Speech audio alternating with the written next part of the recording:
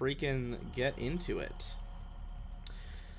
So, just in terms of where we are in the timeline, for those of us who were here in the last campaign, at this point it has been probably about 4 or 5 months since you went through all the stuff with the Signal of Screams. Eclipse Innovations tried to recover that, but eventually just fell through as a company. And you have been, taking on the odd job now and then, but taking a break from being, full-time, big-time heroes. And with all of your new wealth and skills, under the direction of your crew, your ship has been refitted into a much, much scarier version. Bigger, more weapons, harder to kill. Love to see it. While you are on Absalom Station, which is, pretty much the center of the Pact Worlds, no matter where you are in drift space, it is easy to get back to Absalom because the Star Stone will always call you guys home. Drift time from the outer fringes to Absalom is always faster than leaving Absalom to go to other places. It's like a magnetic pull almost through the extra-dimensional spaces of the drift. Almost said the warp, but that's fucking Warhammer, not this. So, after putting out a notice for a new crew member, we'll have you, come onto the ship and introduce yourselves in a second. But as you guys are kind of winding up for the day, getting the ship in working order, the crew, you guys are pinged with a message in your inbox from someone called Cliverius Ward. You see that it is like a brief message. Seems to be, the kind of holographic seal on it is very business oriented. And it says that he wishes to contact the crew of the Celosia over a holo call later today to discuss an offer. And that is... Here's the insane sci-fi spelling of that name. All right. Sounds like he plays for the Big Ten. I'm gonna... Or wait, Pac-10? Are you referencing the Key and Peele skit? Yeah. Yeah, I thought that's what you were. All right, I'm gonna bring us to the splash screen of the new book. Welcome to the Devastation Ark, Waking the Worldseed. This is the high-level adventure path for Starfinder. You guys made it through low level 1 to 7, then 7 to 13 in Signal of Screams, and now this one, by the end, when all is said and done, you will be max level 20 as the crew of one of the most dangerous ships in the known galaxy. That being said, as you guys are kind of pondering this message and thinking, what possibly could we be needed for next, I'm going to say that one of Koss's robotic assistants will help lead on our new soldier into the bridge where you guys are stationed. So, J-Boz, our new character, do you want to give us a description of what you're looking like? And I can pop up a picture of you as well for the crowds. Human... I'm always shitty at these descriptions, but no, you're good. A human, I don't know, soldier-looking guy. Kind of in light armor. Nice. Yeah, I mean, you can tell this guy's seen some combat, for sure. Oh. I'm carrying a big try and fuck off laser. Oh yeah. The as you kind of enter, our resident AI Doppler kind of pops up and it's just like, well, if we needed heavy weaponry, that is one way to achieve that goal. Holy shit. I just set off every single metal detector I ever walk through. Oh yeah, there's a whole bank of like amber and red alerts on the bridge consoles that are just like, hey, heads up, this dude is carrying serious heat. Nice. But yeah, you guys see the soldier walked in. He has answered the job call. What do you say to him? Were you going to show us a picture? I was trying to, but it is being difficult. I'm making a new handout for it right now. Okay. So stand by one moment. Because you do What's your deserve name, to see soldier? Jax. How do you spell that? JAXX. Like this. Not triple X. That's a different Jax. Yeah. He's, You're in a you're I've seen that one. you're in a prolonged legal battle to sort that out. There's no smoking on the bridge. Absolutely a rule that you would come up with. I put it on the nearest like electrical panel. You see, like I mean, their fucking AI is just like manifests like a holographic cigarette and like tries to smoke it out of curiosity. with all the explosives that Vlad carries literally inside his person, I don't blame him for not wanting You smoking. know, on the it's bridge. for safety reasons. It's not arbitrary.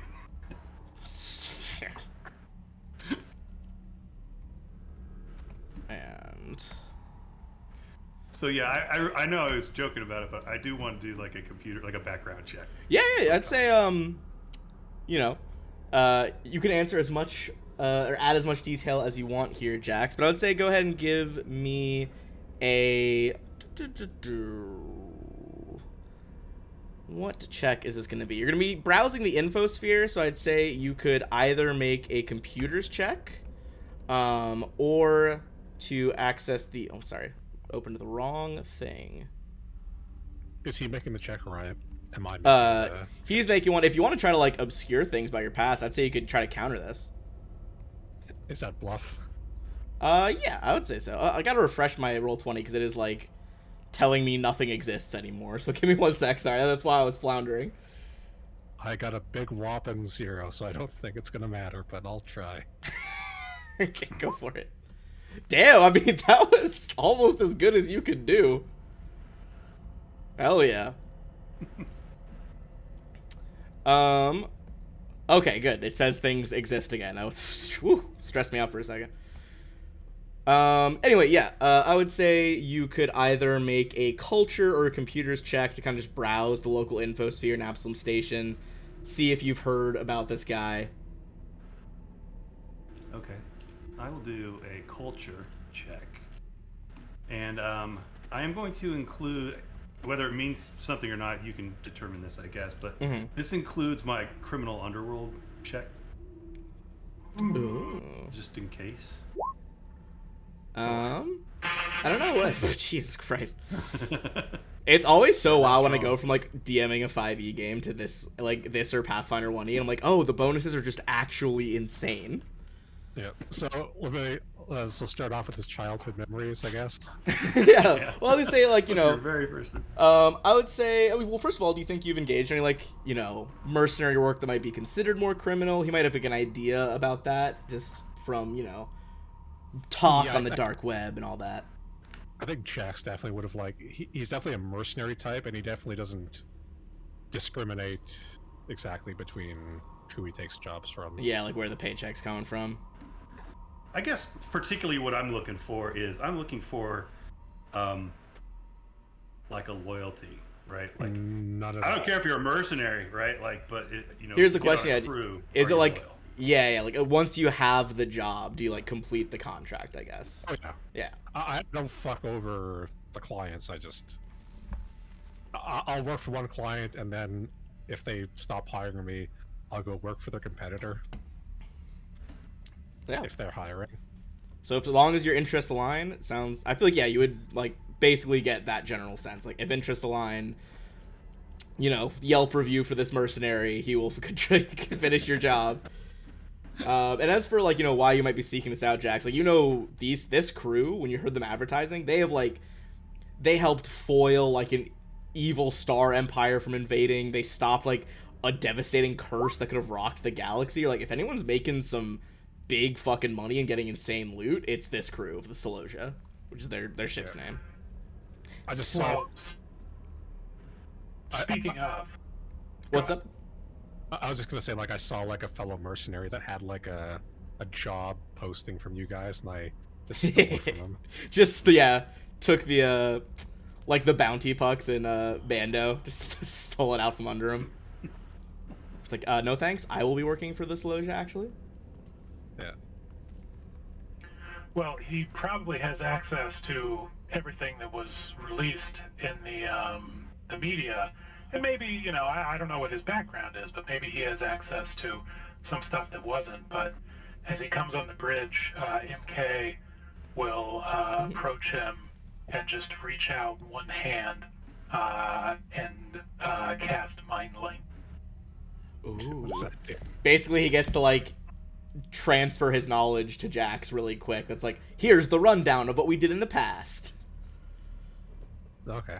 Every gritty detail, all of the disgusting shit from the Shadow Plane, all the chains and the hooks and the Hellraiser shit, everything we've been through. Yeah, the last campaign was very horror-filled. Go ahead, what were you saying? Would Jax know this is like benign, or would he try to resist it all? Oh, I think you would know it's benign. It doesn't- yeah, it's one way, so it's basically me downloading knowledge to you. Yeah, there's no risk to the person receiving the knowledge. They just kind of like get, you know, this picture. So you probably would have heard some of them, like what they've done over just, you know, media in the local area. Because it was very important that they stop that invasion from happening by depriving them of, basically montage. They deprived like an evil empire of a new type of faster than light travel, which would have been devastating. And you had heard probably some stuff about them stopping the Eclipse Innovations company, which were responsible for this like cursed signal.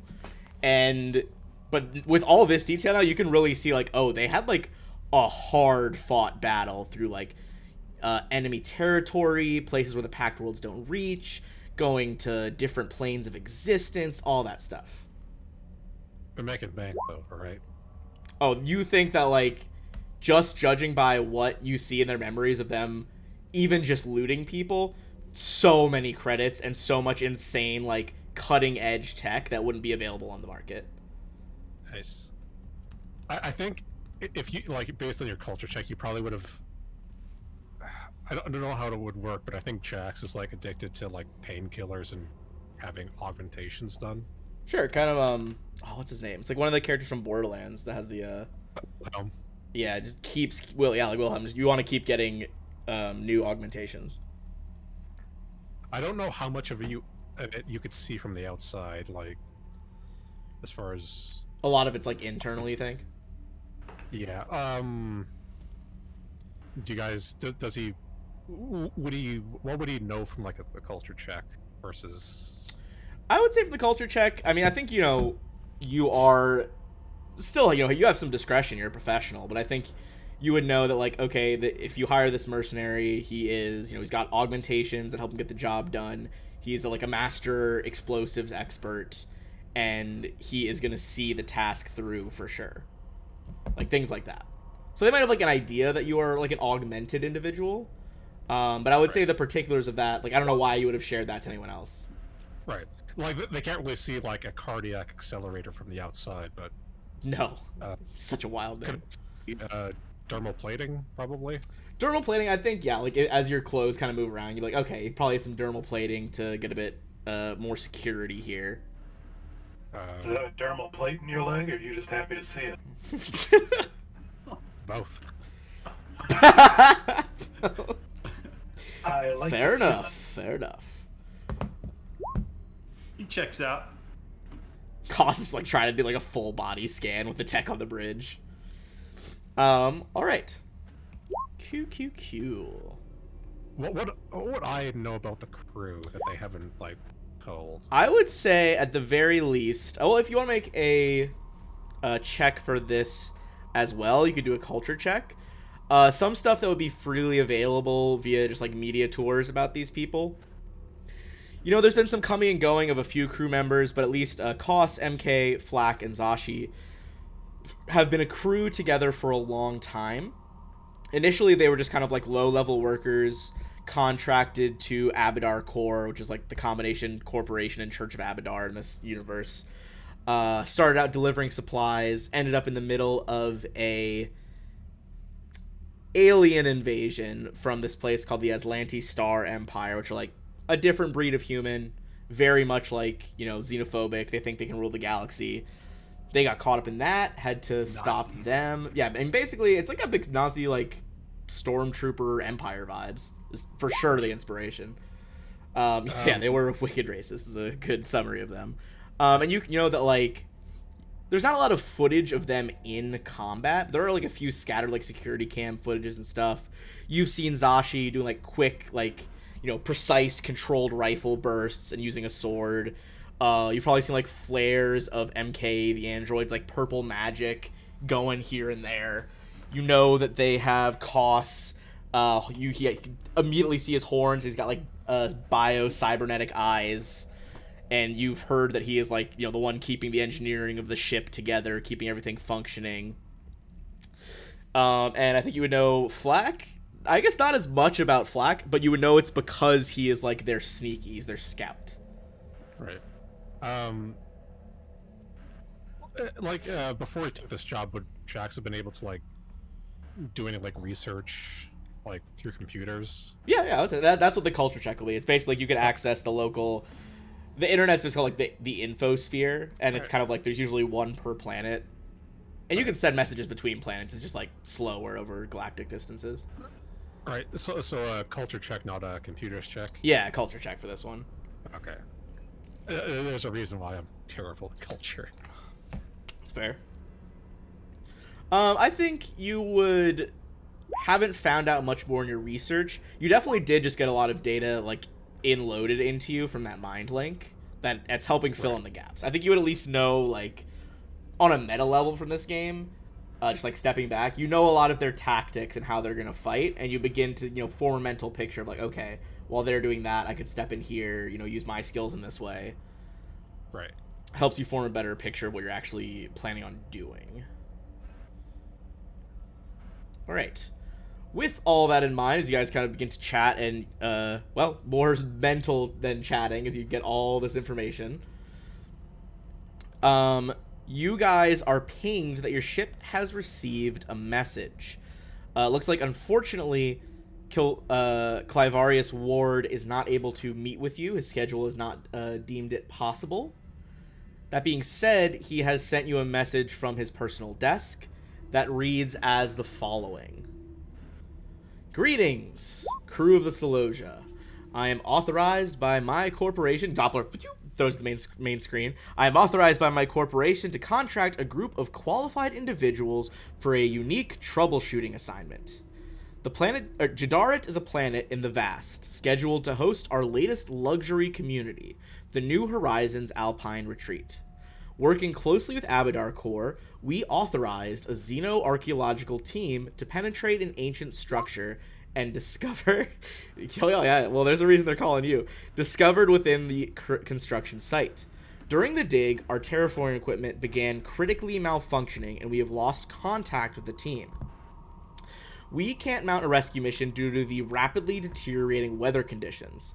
Speaking plainly, this situation is turning into a public relations nightmare. A contact of mine at Paradise Resorts gave me your names. Paradise Resorts, they were the ones that originally built New Elysium, which obviously was a huge disaster in Signal of Screams, but they did manage, unlike Eclipse Innovations, to recover financially. Yeah, from a long time ago. It's the halfling that owns the place. They have like a lot of other resorts. They were able to recover financially. But he says, a contact of mine at Paradise Resorts gave me your names. She said you were instrumental in correcting that recent little hiccup. Naturally, you're my first choice for this assignment. We need you, not only to help our company save face, but frankly to save lives. If you accept this offer, please contact my office and proceed with all due haste to Jadarit. Payment is transferable to your accounts immediately upon completion of the mission. Respectfully, Clivarius Ward, Director of Sentient Resources, New Horizons Luxury Retreats. What was the name of the planet? Jadarit. Jedarat.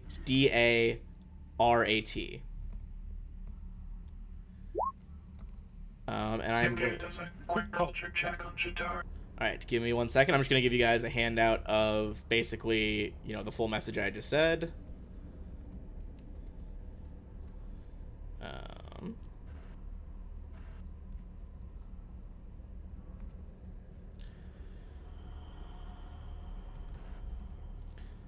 All right, so we got the hollow job offer. Put that in your guys' journals. And then you're researching Jadarit. Correct.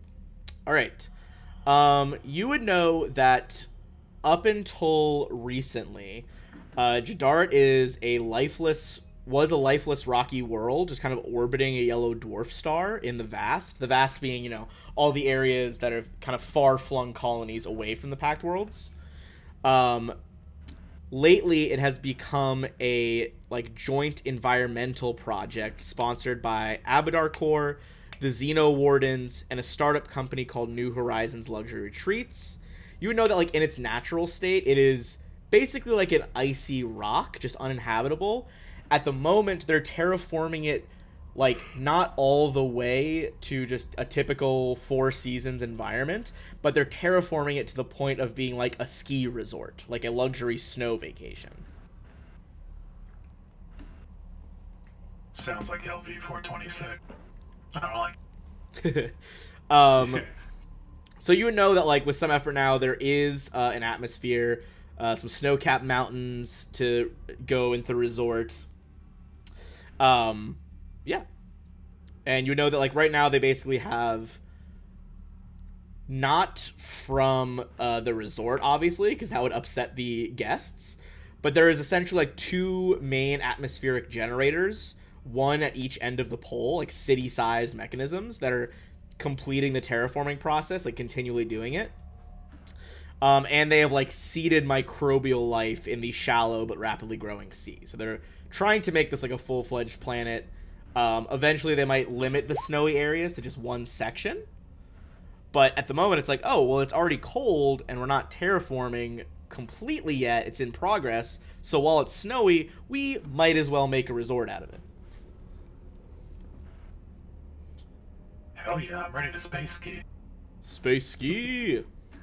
I'd like to do a background check on Cliverius Ward. I mean, who is this character? Yeah, man, fucking go for it. Culture check? This would be culture as well. Should I include criminal background? Why don't you roll and I'll add it in the back end if you want, if it becomes relevant.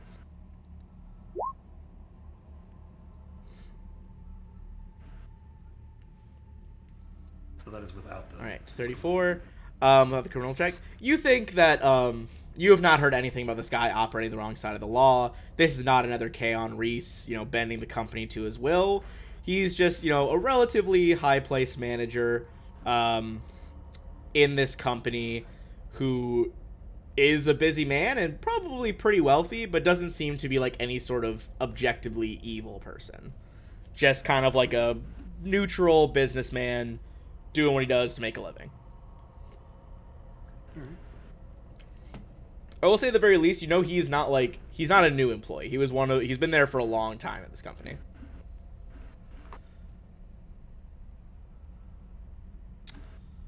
All right, looks like we got a job, guys. Do you guys send an affirmative to the message? What is the pay? I mean, I hate to be that guy, but I mean, those are the questions. Daddy needs some new grenades. That is extremely fair. All right. It looks like for this rescue mission, he has offered to pay 9,000 credits to each of you.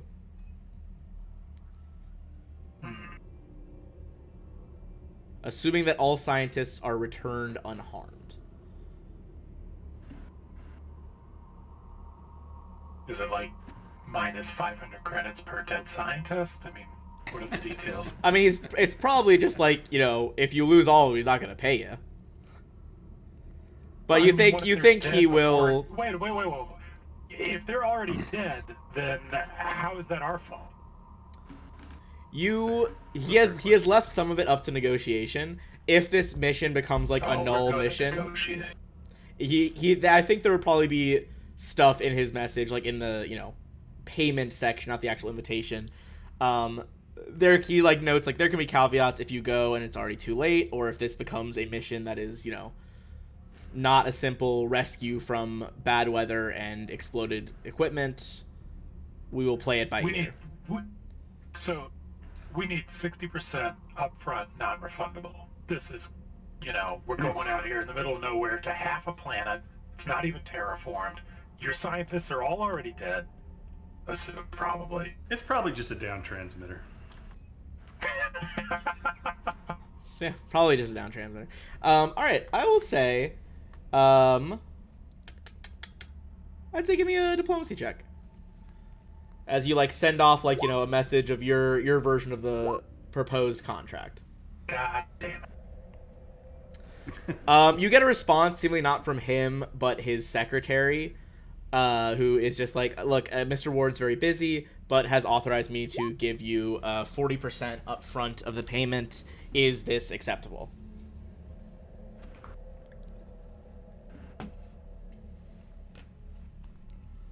I'm good with that. I mean, if it's just a down transmitter, we basically get that amount of money just for going there to check on them. Pretty much. Yeah, I'm fine.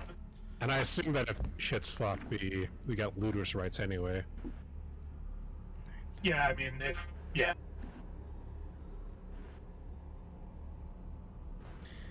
Hold on. Finders Keepers law of Absalom Station. 40, I mean, sorry, I was doing mental math. Everyone gets 3,600 credits, which is 40% of 9,000. I really just wanted to make you do math, but... Oh, God. Let's just hope my math teachers never watch any of these streams. Jesus Christ. They'd be so disappointed in me. I'm just saying this, and knock on wood, if they're already all dead, then we can just take everything that they had and blame it on the people that killed them. Just saying. Doppler kind of just has a wide-eyed look, and the AI is oh, okay. We do try to keep it neutral. What a fucking motto for the crew. We try to keep it neutral. We're not going to kill them, but if they're already dead, it's not like they're going to notice. This is Doppler, by the way, just so you know. It's this dude. It's like a blue and yellow, holographic scientist. Doppler. All right. Let's just go, man. I'm tired of Absalom Station. I wanted some action. You guys activate your massive ships, drives, and rip a hole into the drift. And sounds like a Harley. After about... It's just... Well, yeah, we took the muffler off, so it's super loud in space. We removed the catalytic converter and got some straight pipes. That's I know that's a joke, but I could absolutely imagine some scumbag mechanic in this universe being don't you want your spaceship to sound rad, and not pointing out that there's no noise in space. Everyone can hear it on the inside. That's true. That's true, I guess. Are there cops that pull us over for going too fast? Drift cops? Drift cops. Illegal Our drift drive is not that good. You guys are ostensibly in pretty good with the stewards, who are the only galactic level peacekeeping organization. So that's good. Yeah. At least you're not on the wrong side of the law so far. All right. So far. I mean, hey, anything's possible with you lot.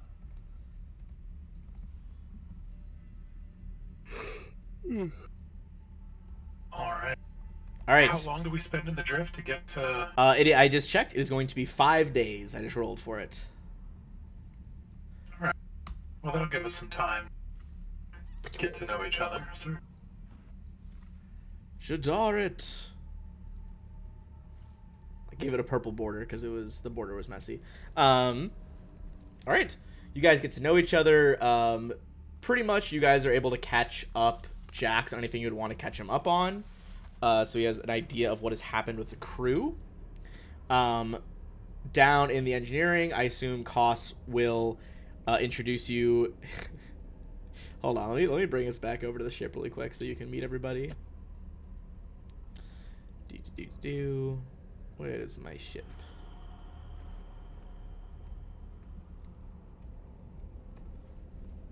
I don't think I've cleared it since the last battle, but this was the original shape of the ship. However, it has now been a hot minute. But you guys still have some stuff in storage in here. The ship is obviously I think I'm going to try to find a different frame now, because you guys have like literally switched frames. But just in terms of what you have, Grub has stuck with you. He's this otherworldly giant worm thing that no one can really understand that well, and he just kind of hangs out with you guys. You do still have some robots that have been captured and reprogrammed by costs. And you guys do still have like 2 hover trikes, which each can hold 3 people, which are just like overland like hover vehicles. Does this ship actually have storage, or is it just one big giant sort of like... Oh, there's definitely storage space in this Okay. ship. I just imagine like the hover trikes just... Yeah, they're not... Yeah, they're just there because I was moving them around from a previous fight in the last campaign. The map is not perfectly to scale. These trikes are not that big. Any expansion slot that's not taken is a storage slot. So there's definitely storage space. And the rundown on the ship is we have... I don't know if you want to show them the Yeah, let me pop ship up the sheet. We haven't looked at the new stats yet. We've changed some stuff around.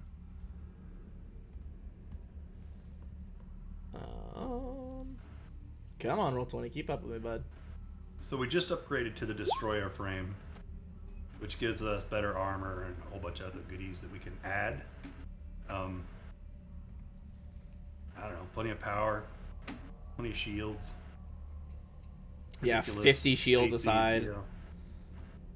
yeah. Big old Like weapons. upgraded the armor just out of control. The Mark 12 armor and Mark 12 defenses. Plasma torpedoes, plasma cannons, laser cannons, all sorts of weaponry. For a special treat for Zashi, I got her a plasma cannon. God, You're gonna really like that Hold one. on, let me just 5d12. Yeah, that's what I was checking. I just wanted to roll it. Jesus Christ. Space combat's wild.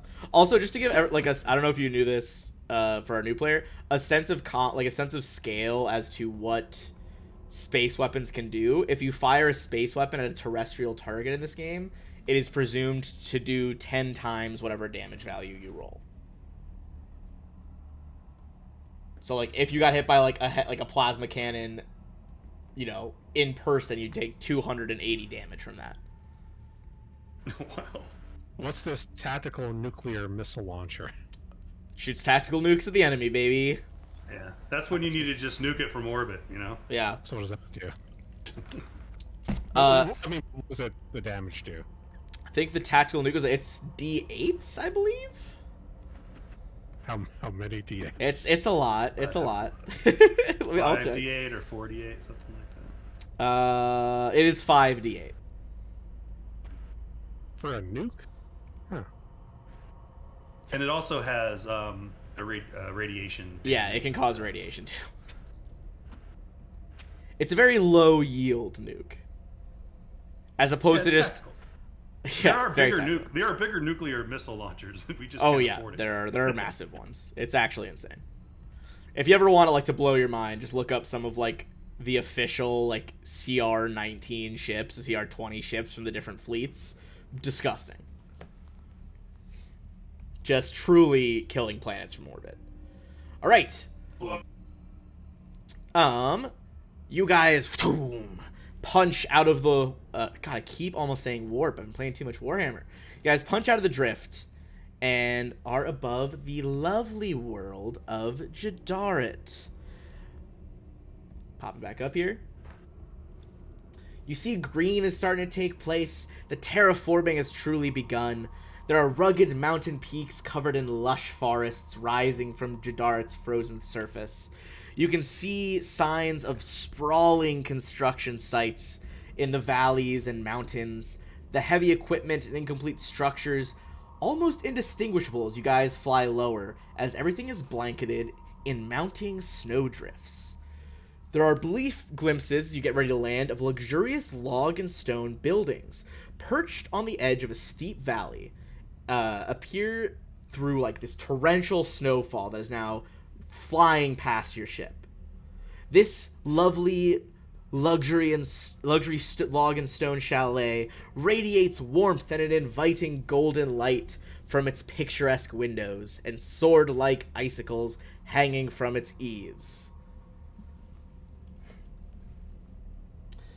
All right. Any questions about that before you guys are hailed? Sounds beautiful. Nice. What could go wrong? What could go wrong? Alrighty. You guys are directly hailed, and a hologram appears on the central display. The hail is coming in over the Abadar core seal, is representing who's there. You see this one with a bionic eye appear. Hello, this is Esfina Knot, hailing the Celosia. Celosia, are you there? We are receiving you. Very well.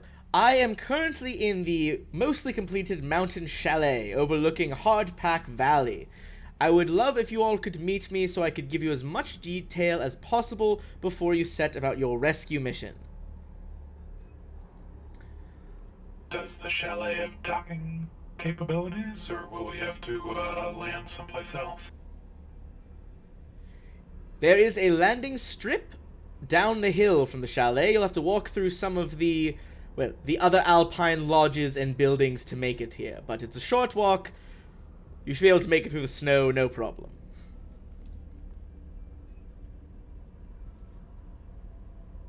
Do we have any questions for her at this stage, or should we just want to go in? Ah, seems legit. Fair enough. Very well, we'll make planetfall shortly. Alright, you guys touch down on this, snowy planet, and as you are going through the town, it's like a little, luxury resort area. Should we take the hover tracks? You can take the hover tracks, go across the snow even faster. You want to do that? Yeah. Hell yeah. Let's do it. Don't even get our feet wet. You guys start them up and take a much faster journey over the top of the snow, not having to get your boots wet, sinking into the fresh powder. And you see that, the path up to the chalet, there is lots of, evergreen shrubs that have been planted. There are intricately carved wreaths of interwoven pine cones hung on the doors. And throughout the grounds, there are holograms of various elves and other creatures engaged in snowball fights.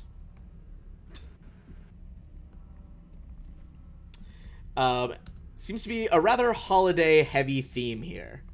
And I'm going to show you one of the holograms that you so see.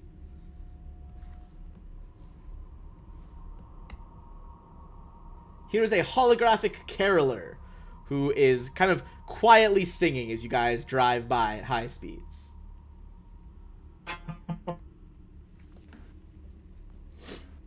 All right. You guys pass this, strangely cheerful display here, and end up in the chalet. Part of it is, as you enter the door, you see there's a whole bunch of commotion going. There's a sign that says it leads to a gift shop, although it looks like the gift shop has been converted into a makeshift first aid station. And the upstairs rec center is currently serving, according to the sign, as an emergency conference room. You guys know that that is where you are to head to meet with Esfina Knot.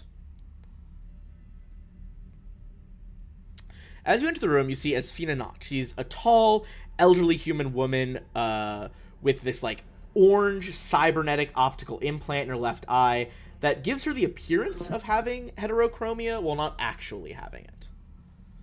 She wears a slate gray suit with the logo of Abadar Core on her lapel. It's kind of like a little triangle with a golden key or golden triangle with a blue key in the middle.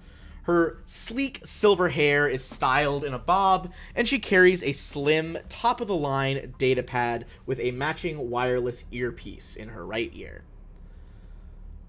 She is currently talking to a few other staff members around here. Some seem to be tending to people downstairs. She sends a few of them away as one of them drops off a platter of mugs filled with hot cocoa. She hits a remote, A beautiful fake roaring fire activates in one side of the conference room, and she gestures for you guys to sit around not very much of a, futuristic metal, steel, or plastic table. You guys sit on like a nice, mahogany-looking wooden table with leather seats. This is a very strange office. Why is everything made of organics? Well, to be honest, some of the organics are still artificial. We just find that when guests come and they expect a rural retreat, they prefer a more rustic feel, as it were. A pleasure to meet you all. I'm Esfina Knott. We spoke over Hollow. You see she picks up one of the mugs, grips this, snowflake patterned mug tightly in her hands and takes a sip, and sighs the momentary pleasure. She's like, please, take a cup if you want. It's hot cocoa. We have quite a surplus of it here. MK takes a cup and sniffs it.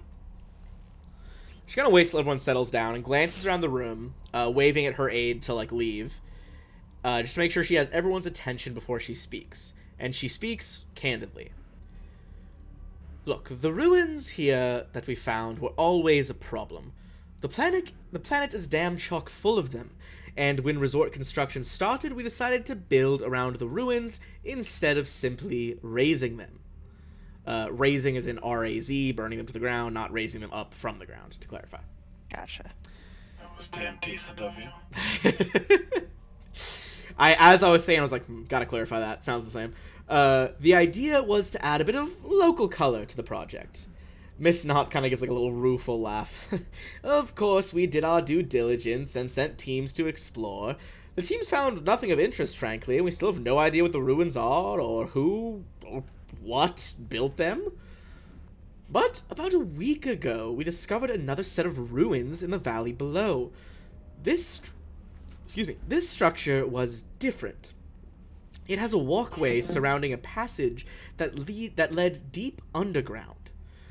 We sent a team in immediately, and none of us expected them to find anything unusual, keep in mind, and New Horizons started drafting plans for perhaps a interactive... It's so funny you say that, because that's literally the next line.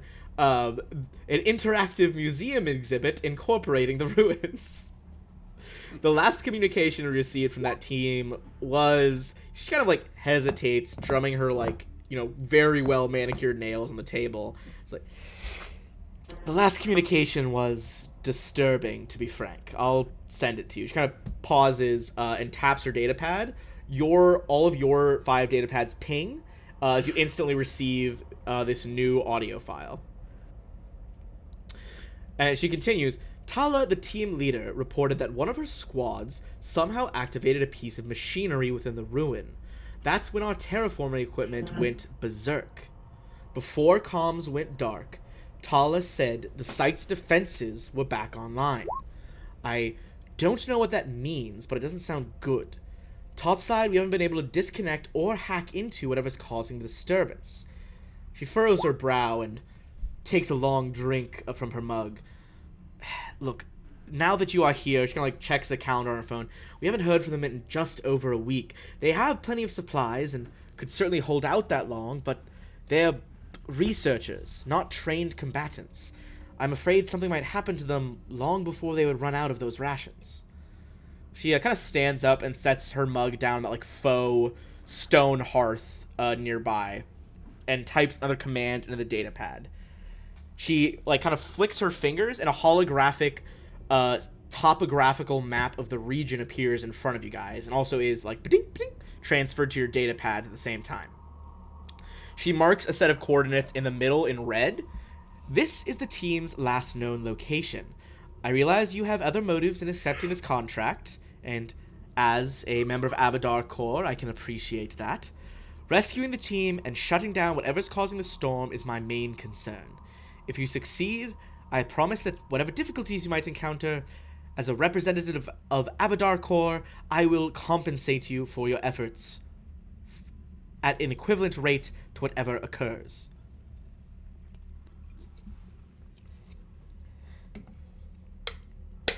Well, that is good to know, but my speaking personally, my primary interest is in these ruins and what they mean and what they contain. Listen, Sure, that's something we'll xenoarchaeology figure out. is all well and good.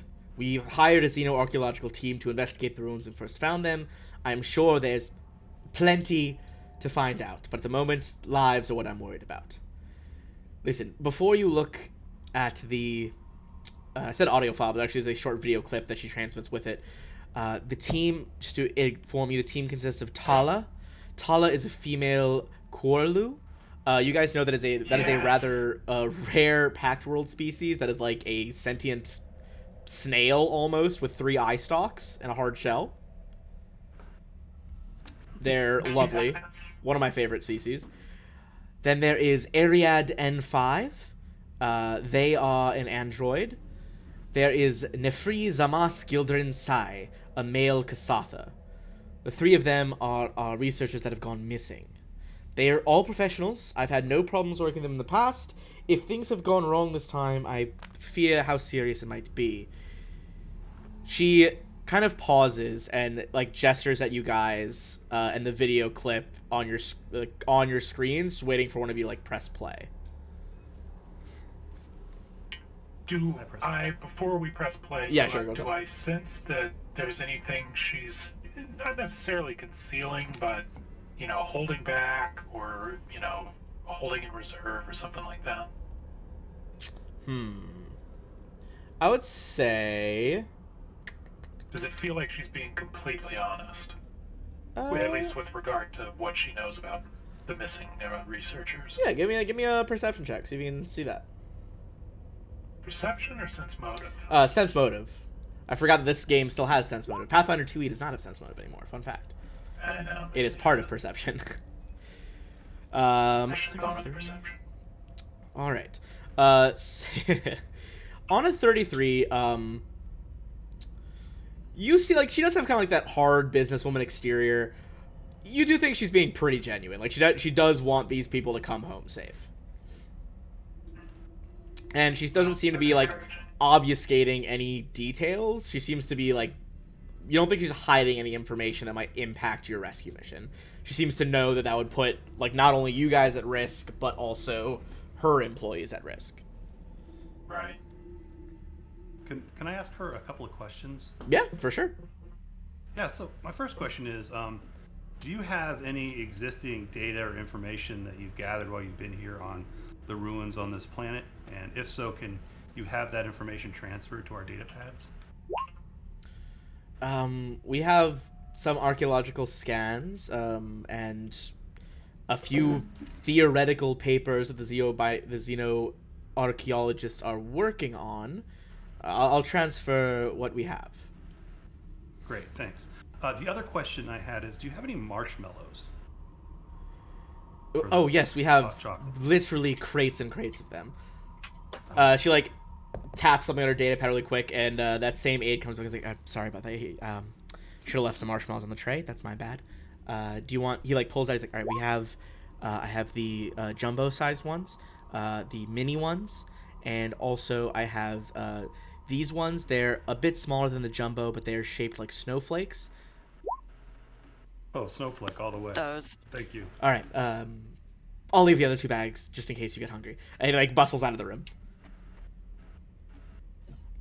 After everybody takes their marshmallows, I put the bag into my bandolier. All right, you stock up on all the spare s'mores. So you have like half a bag of... Yeah, I mean, they literally have Half crates. a bag of marshmallows. Yeah, well, you have half. He left the other 2 bags too. He's got half a bag of snowflake ones and 2 other snacking, you bags. guys. It's for snacking on the run. You know, we need to have It's something. cold out there. We're gonna need to keep our energy up. Right. I used to have no idea that like marshmallows could be a dietary restriction thing till I worked at camp, and then we had campers who couldn't eat like pork products, and like that's part of what's in marshmallows in like the gelatin. Yeah. Oh yeah. Yep. Blew my mind. I was Another like, reason it's not fun to be vegan. yeah, I mean that's Delicious, fair. delicious pork. Certainly at that camp it wasn't. I feel like our cook was not very vegan centered, which was very annoying to my vegan friends. I will say that. Okay. Yeah. Any other? Actually, I would say. Since they sent you all that detail, I'm gonna say give me either a culture check or a life science check as you go through this like xenoarchaeological record. See if you can pull anything that's actually useful. Okay, we've got some life sciences, we've got some cultures. I think the party here is putting together where's my note on this? Of the architecture and like archaeological finds here, a lot of the ruins all of the ruins don't match any records of any known ancient civilizations. And there are a lot of ancient civilizations that, have been uncovered over the years. The ruins' exact purpose is still remaining a mystery. However, some of the xenoarchaeological data would indicate that whatever civilization this was might have been a powerful civilization whose technology at its apex would have exceeded the Pact Worlds. One of the other papers, the conclusions you would draw from the second paper is like, this feels more like an outpost world at first glance than like a capital. Like, if this was a powerful civilization, this must have been, more likely a colony than, like, a core world.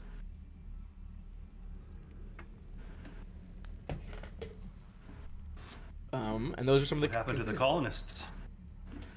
It's a good fucking question. All right. So do you have any more questions before we watch the video? What happened to the Empire? Yeah, rhetorical. She's like, I haven't the foggiest. Take that up with the xenoarchaeologists. Not a question. Yeah, what's up? But Go ahead, Koss. Koss has been staring at her robot eye because he knows a thing or two about robotic stuff, and he wants to know what the eye does. Or is it just cosmetic? I would say give me an engineering or computer check. Either way. Can I join in on this? Yeah, go for it. Anyone who's looking at the eye can go ahead and join on this. I was literally adding something to my engineering check. As you're saying this. Okay, the pair of you would both notice this. Her eye is, it's not like, a very combat-focused augmetic like Koss that you have, targeting and like laser eyes. This one is not only an optical implant, it also links into part of her cortex. The purpose of it is that she can read and then interpret information at a much higher rate, much faster speed than she would normally be able to interpret it.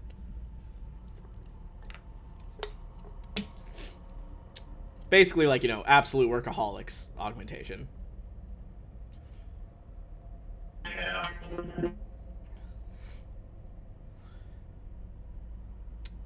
You all feel free to watch individually on your screens, or I could put it up on the holo viewer over the table. It looks like wood, but there are holo emitters in the center.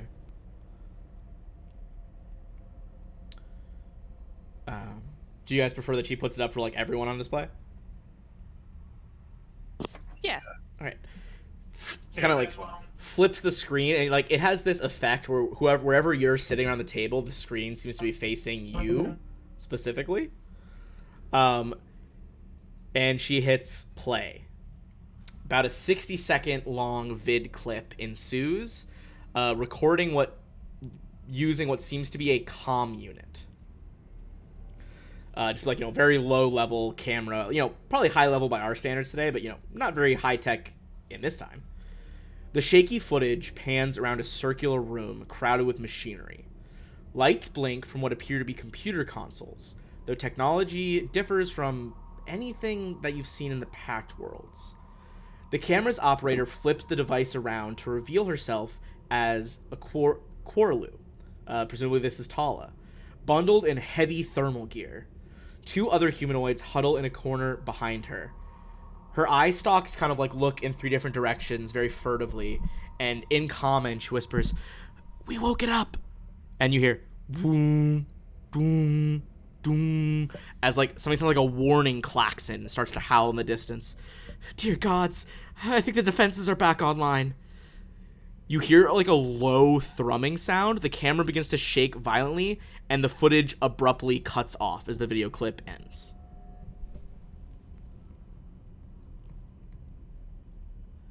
Not a pretty picture, is it? Were there defenses as part of the archaeological setup? Or is she referring to something else? You see, she shakes her head and she's like, we were assuming this was an entirely dead archaeological find, and as such, Abadar Corps did not deploy any significant defenses. I mean, we provided the researchers basic weaponry as is protocol, but if they are talking about activated defenses, it is not our defenses that were activated. Gotcha. She's like, the timestamp of this video correlates with when our environmental engines terraforming the world simultaneously went haywire.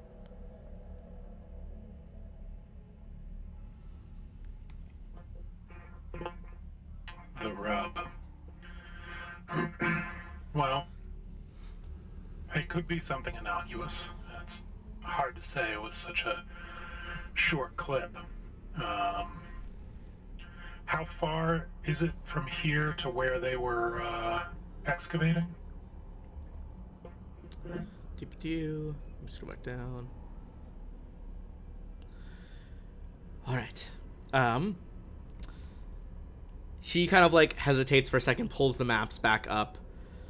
Listen, any resources that I have available, I will provide to you at the expense of Abadar. They will happily be provided. Through the chalet's compound is currently secure and powered by emergency generators.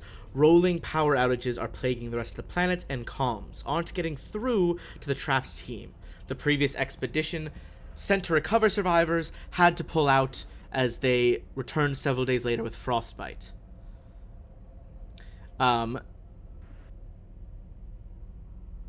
Listen, the trek to Hardpack Valley, well, it could take a couple of days, perhaps less, depending on how well you're able to weather the blizzards. Is it accessible by hovertrike? Hovertrike might make it easier, but the difficulty will be visibility. Gotcha. It's hard to navigate certain landmarks when, well, there's no GPS from the communications being down, and you can't see the physical landmarks as they are covered in snow. It's possible, it's just difficult, although we are hoping that a crew of your prestige is able to circumvent that.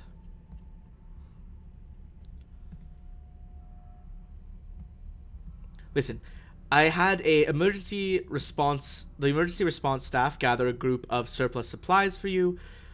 All of you will receive, you all receive this bundle as a group. She hands you a package with a whole slew of objects. There are, I'll put this all in the chat. There are 4 white nanite hypo pens, 2 green nanite hypo pens, 4 Mark III serums of healing, and a spell ampule of haste. Paste that into the chat. Could we trouble you for some winter gear? Of course. Yeah, any parkas in there? Yes, we have heavy thermal gear. Yeah, it looks like we're going to need it. You guys go out and you see that one of them is a bit more generic as she hadn't met the soldier, our new soldier yet. But it looks like they had foreseen this, and Abadar Corps has purchased you all pretty much like Snow White versions of your like standard equipment. So not actual new copies of the armor, but it'll fit snugly over your existing gear and be thermal and winter camouflage. Awesome. How thoughtful. Abadar teaches us to always be prepared. As for just a reminder what the hypo pens do, it's like a one-shot preloaded device you can inject yourself with. The white ones are remove affliction, and the green ones are restoration, like full restoration. Oh, that's nice. And then, serums of healing, you guys know. Ampule of haste, you guys know. You're good. Yeah.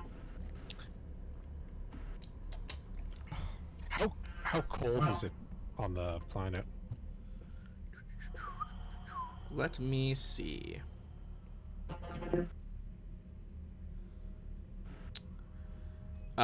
In terms of, well, actually both. They don't specify this, but this is just a fun fact I had ready.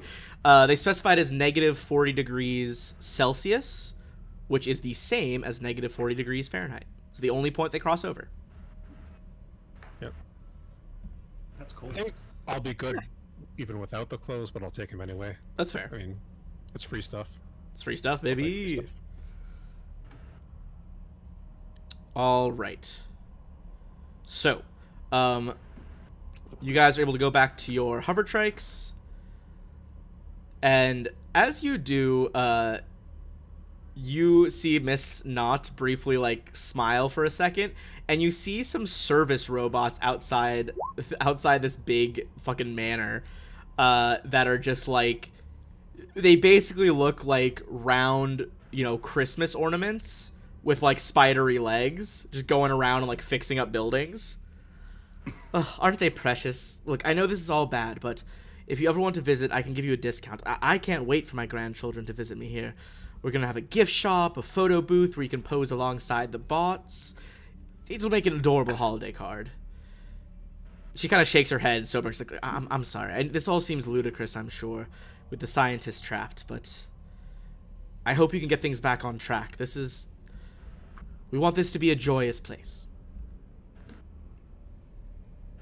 We'll do our best. I do have Ignore that. All right, fair enough. I have one more very obscure question for her. Her eye, she kind of looks around. Her eye, you can see the mechanical iris zoom in to look at you. Yes.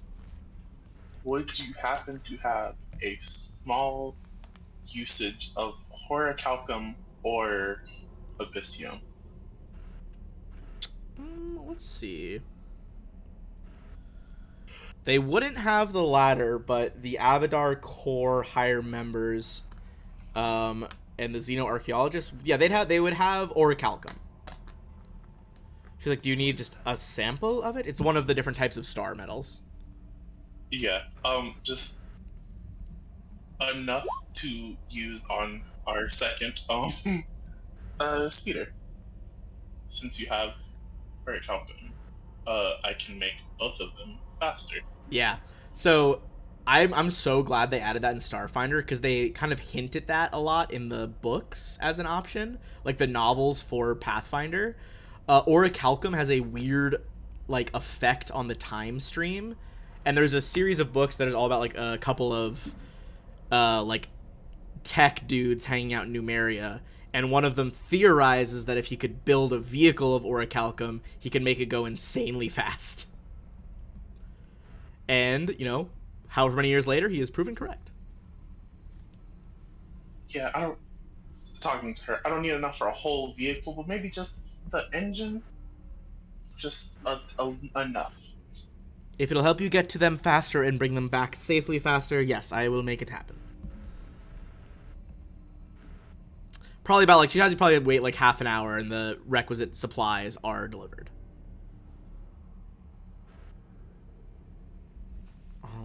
So I'm gonna go work on those bikes real quick. All right, you take some time setting those up. Is anyone else doing anything to prep before you go out in the blizzard? You guys know that the ruins that this xenoarchaeologist team disappeared at are roughly 2 miles away from this command center. However, with the environmental difficulties, you're gonna have to make some checks to get there. And I would say, if anyone wants to make, if MK want to make a mysticism check on how magic might be affected here. I don't like where that's going.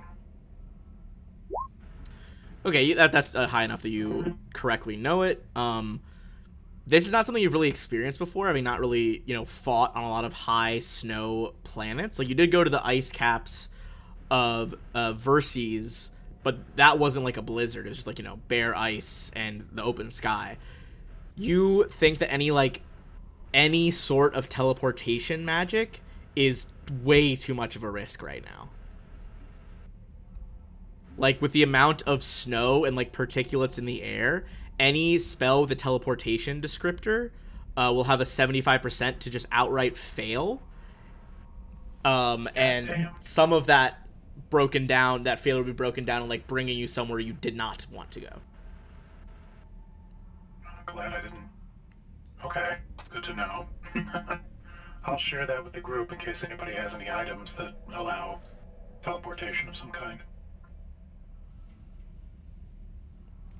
I think so. While Koss is working on the hover trikes, Flack, just take like a walk around, down the corridors, looking around, around the streets, just to see if there's anything creepy going on or weird or out of place. Yeah, I'd say Flack and anyone else that wants to kind of give a stroll around the grounds. You do have the heavy winter gear now, so you're not making any checks versus the cold.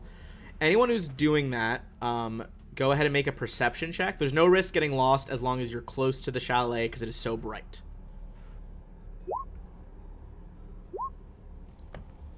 Okay, you got 35, 30, 23 is still good.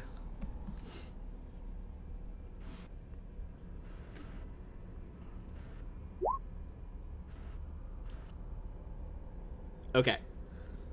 One thing that MK and Flack notice is one of the employees working outside. You guys have seen him before. The employee is one of the bartenders from the New Elysium resort in the diaspora. What is he doing here? In addition to that, Jax, you notice that a lot of not a lot, but some of the workers here are nervous, and you have seen multiple of them make various, like, the equivalent of, like, the sign of the cross for different gods as they're working. One of them does the hand-to-hand gesture of Iomade, which represents the starburst of her sword. One of them draws the spiral of Pharasma in the air. Those are the only two official ones I remember off the top of my head. I know the other holy symbols, but there are, like, a few canonical, like, crossing motions for the different gods. So people are praying to the gods over very little things.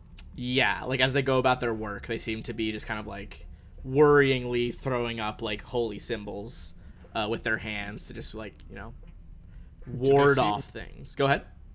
Do they seem tense, or is it more that they'll be punished? It seems more like they're definitely tense, I would say. Like, it's not just something that they're doing because that's just part of their work day, or, like, they might be overly religious. They seem tense.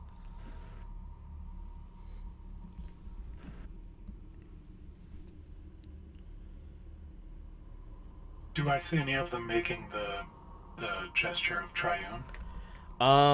Yes. I was literally trying to think of what that would be. I guess it would be like, is it like, I don't. I'm like making the symbol that you can't see, but it's on camera. I would imagine it's like thumb and forefinger, make 2 circles, make a third circle with your 2 middle fingers above them. That's 3 circles. You're just throwing gang signs. I don't know, man. I'm trying to do triune here. It's not my fault your god's holy symbol is confusing. It's not my fault the writers didn't put one in. I'll approach the one doing the triune holy symbol. Okay. Exactly, Flack. Sorry, sir. Was I in your way? Not at all. Not at all. Always nice to meet another member of the faithful. And MK will use his android circuits to light up the holy symbol of triune on his forehead. That glows briefly. You see his circuits glow briefly as well. It was hard to tell in his, like, winter gear. because he's also dressed up in like the staff uniform, but you see kind of some blue circuitry zigzagging down the side of his face. Love it. Do I see many of your compatriots similarly praying to the gods? Is there some specific reason beyond simple piety? He looks a little uncomfortable. He's like, just habit,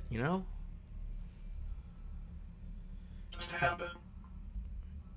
I just want you to know I'm a contractor for Abadar Corp. I don't work for them. And we've been tasked with finding some of the missing archaeologists. If there's something that we should be aware of, I can assure you that it will keep it in strictest confidence. Oh, give me a diplomacy check.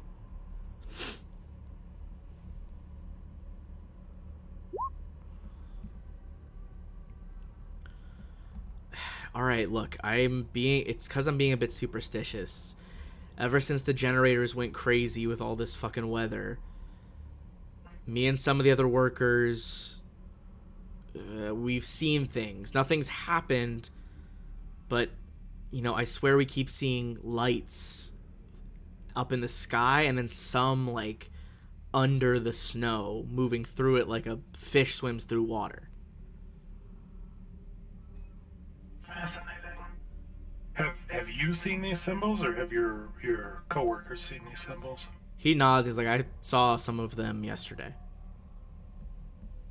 Do they happen at any particular time of day or in any particular location? He pauses to consider that. It's like, I haven't noticed any patterns of location or time, just that it wasn't happening up until, the generators went wild. Does it only happen outside, or does it happen inside the facilities here as well? I've never heard of one being spotted inside a building. Okay. Well, thank you. I assure you, since I don't even know your name, that I would never share this information with your employer. And I'll walk back to the group. He kind of calls you. He's like, "Hey, do you look? I'm only working here so I can go help the fleet. You've heard about the new project, right? For all of us." He kind of like gestures at you two as like androids. I will look quizzically at him and say, which project?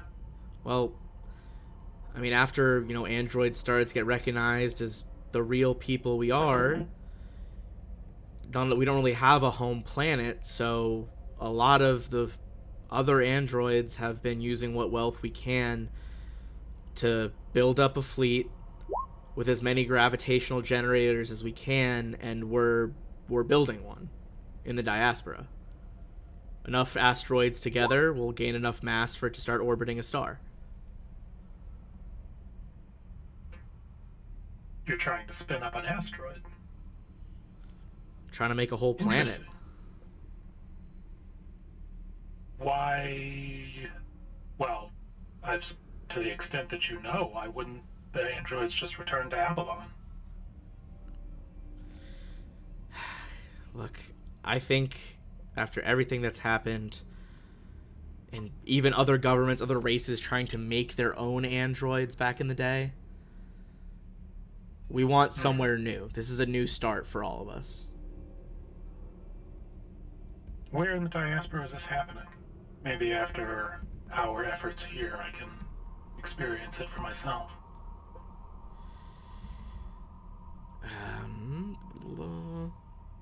You can drop the coordinates into my data pad. Yeah, he drops the coordinates of your data pad. It's hard because, it's the diaspora's like a whole orbit around the fucking star. Yeah, exactly. So it's near asteroid these 321 or what? Yeah, exactly. He's near these logged asteroids. Yeah. All right, well, interesting. Go with Tryon. Yes, may the all code be with you. nods at you and kind of gets back to. Looks like he's honestly like doing just like some plumbing and electrical work on one of these like residential houses that people are gonna rent out. And yes, that is when it started. I won't share that with the group. I'll keep that bit to myself. All right, fair enough. Meat bags. And in terms of, Jax, you also saw that if you were trying to investigate with anyone, any of the other employees, you saw doing that. And then also, it was MK and Flack. You guys were the two that saw like the bartender from one of the old New Elysium bars. Should we go talk to the bartender? Is he bartending here? No, I mean it looks like he's like just a contracted worker right now. Like this, he looks like he's like literally doing roofing right now. Not roofing, sorry. Siding is what I meant to say on some of the buildings. Space vinyl siding. Pretty much, yeah. Looks like wood, hard like metal, baby. Space vinyl. Yeah, let's go talk to him. Title of my Zashi's sex very tape? suspicious, because I thought everybody died in that one. Yeah, yeah. You guys go ahead. You two head over. He spots you, and you see his eye. He does not do a good job hiding. His eyes kind of go wide. And he's like, oh, fuck. Hey, man, what's going on? How'd you get here? Look, I don't want any trouble, all right? I had nothing to do with all that shit that happened on the station, okay? Yeah, no worries. We're just interested. And you did. Yeah. All right. Look, don't... Let's keep it down, all right? I'm not supposed to bandy about to the other employees of New Horizons that I'm from Paradise Resorts, okay? I'm not gonna tell them, but how'd you get here? Why are you here? Look, Paradise Resorts, they made back their money, but, they couldn't just move us other places. It looked bad. A lot of us got let go. Well, me and a couple of the other survivors got let go, the only of us who made it out. And I was lucky enough to be offered a contract with New Horizons. They just want me to keep it quiet because they don't want any rumors that puts like finger quotes up, like the curse of Paradise Resorts is now going to plague the New Horizons Luxury Retreats company. Sounds like bad luck follows you around. It's like, look, man, at this point, I just take any credits I can get, all right? I had a cushy job. I was going to be a bartender on the premier fucking resort in the diaspora and ended up in a horror flick, okay? It doesn't. Yeah, tell us about it. What do you say? It doesn't what? It doesn't bother you that all of your coworkers are constantly praying to themselves as if they're about to die or something?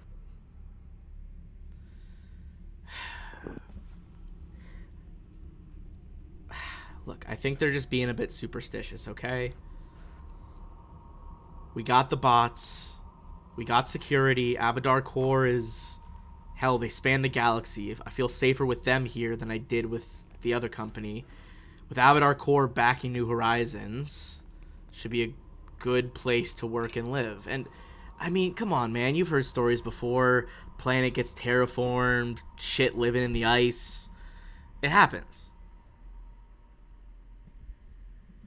All that stuff, it's above my pay grade.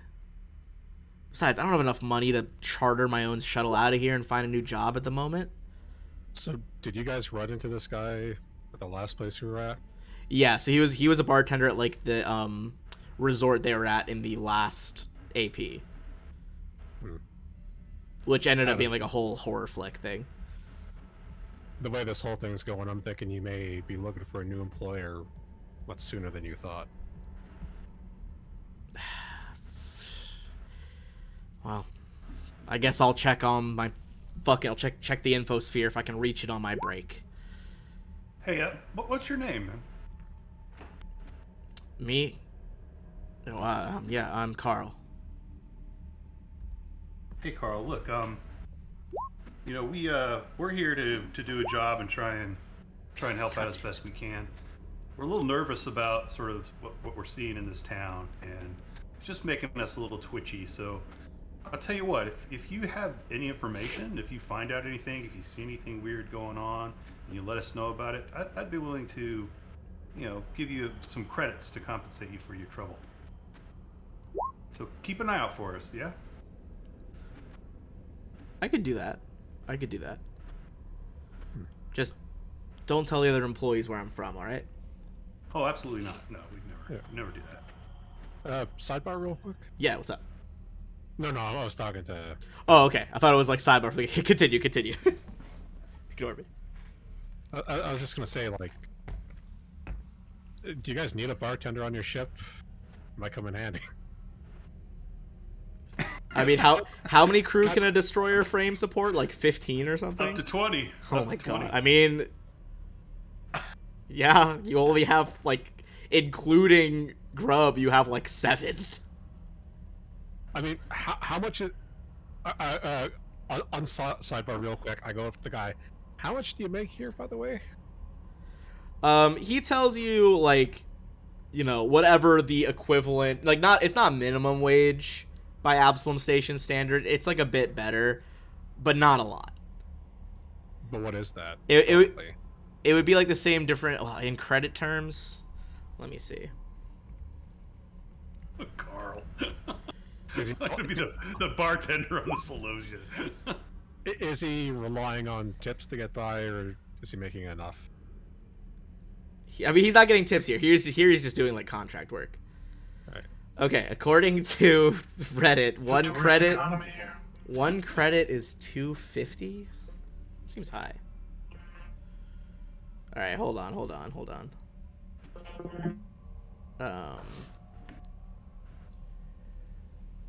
He's making like 2 credits a day. Fuck, I'll hire him myself. My own personal bartender. Maybe he's got other skills. This is Maybe my he could be a footman, chef Carl. as well. Maybe he could be our So if he was making... chef. He's basically making, like 8 credits an hour. Maybe. So 8 credits an hour, 10-hour, 8-hour work days. Yeah, it's basically the equivalent of if he was working like a 15 per hour job. I think we could afford that. Oh yeah, can you guys with your fucking 100,000 credit weapons? I'm gonna go off on my own again here, just to, not to step on any toes. I'm gonna go up to the guy and say, I think we're about to go investigate what's going on here. Go pack your bag. If everything's okay, just stay here. If shit's fucked, get ready to come along with us. We'll hire you. Are you serious? Yeah. What would I do for you guys? Bartend, cook. I could do both of those things. Does your guy have like boss already for like cleaning? He's like, look, I'll pack my bags right now if you're serious. Well, Yeah, got a little job offering to do him a first. job and a trip off world. I think he's definitely interested. yeah. All right. Do look. all of these guys want to leave? I mean, Oh, sounds I like mean, they the other might. guy seemed like fine with it. He was like, but he wanted to earn money. Are you gonna just like recruit all of their employees? What a dick move. They're paying you guys thousands of credits to come here, and the first thing you do is steal all of their staff. Paying them with Abador Corp credits that Abador Corp. I didn't even think about that. Yeah, you've already earned some of Abadar Core's money. So here's the thing. We've solved your problem for you, but we've taken all your employees with us. God, what a fucking nightmare for this company. So, All right. So, Koss's message in the Oh, yeah. Roll20 chat reminded me.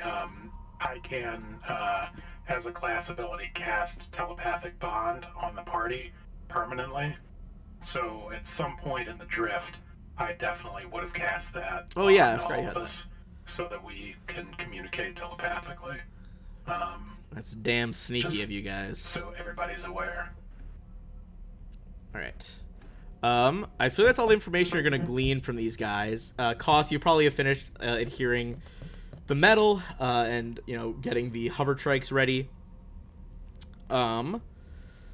Think because we're gonna do about 3 hours today. We're about halfway. I think it'd be a good pause. We're gonna take like a 5-minute bathroom break, and we'll come back and begin the journey to the dig site. Sounds good. Sure. All right, cool. See you guys in 5.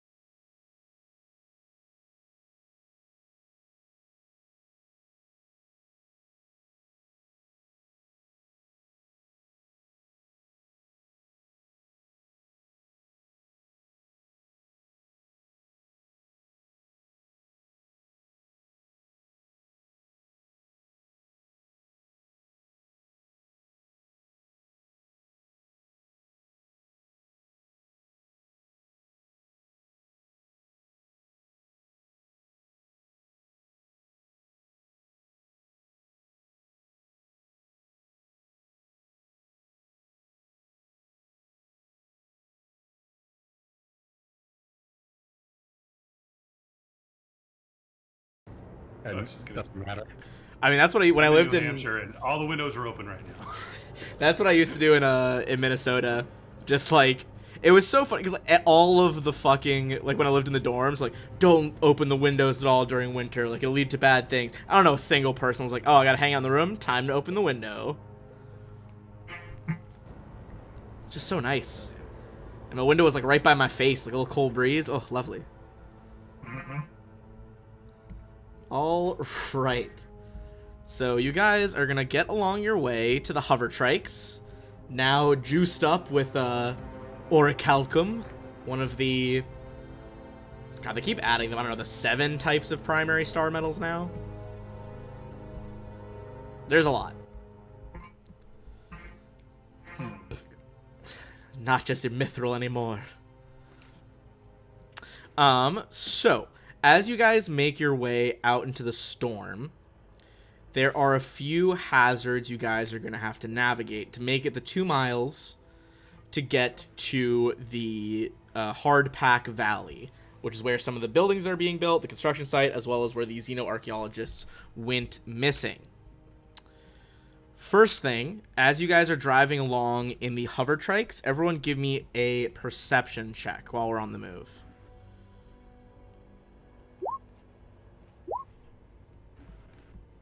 Goodness gracious. Are we meant to be on a map then? Not yet.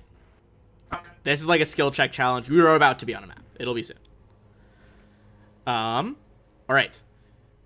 You all, mainly Koss and MK, you guys spot it before you come level with it. There is a chasm on the way down the mountain. Normally, you would have to use an athletics check to jump it. But you are in hovertrikes, which exceed the speed limit of the necessary jump, and you will auto-jump them. Boom. Awesome. Yeah, who's driving the second one? Koss is driving one. Who wants to drive the second? No, I meant My my piloting's driving decent. one. I'm My pretty piloting is piloting. Okay. Piloting Fine. check. Toss is not driving. Oh, Koss is not driving? Oh, okay. Gotcha. Is it a piloting check? It is piloting check to move them. Okay. Looks like them Celosia boys are at it again. Outstanding. You guys jump that. Nothing like using an item from literally like years ago to solve a problem in a campaign. All right. It was years ago. Yeah, I know it literally was. Have they had these bikes forever at this They point? got them like literally. So like each of these 3 campaigns is 3 books. They got these bikes halfway through book 1. No, like halfway through book 1 of the first campaign. And they just never sold them. They just never sold them. They've just been in the fucking hangar. No, I think you used them once on Verses to drive to the Eclipse Innovations company headquarters, just so you wouldn't have to like walk across the city. That's right. Which, like, fair enough. So That's what they're for.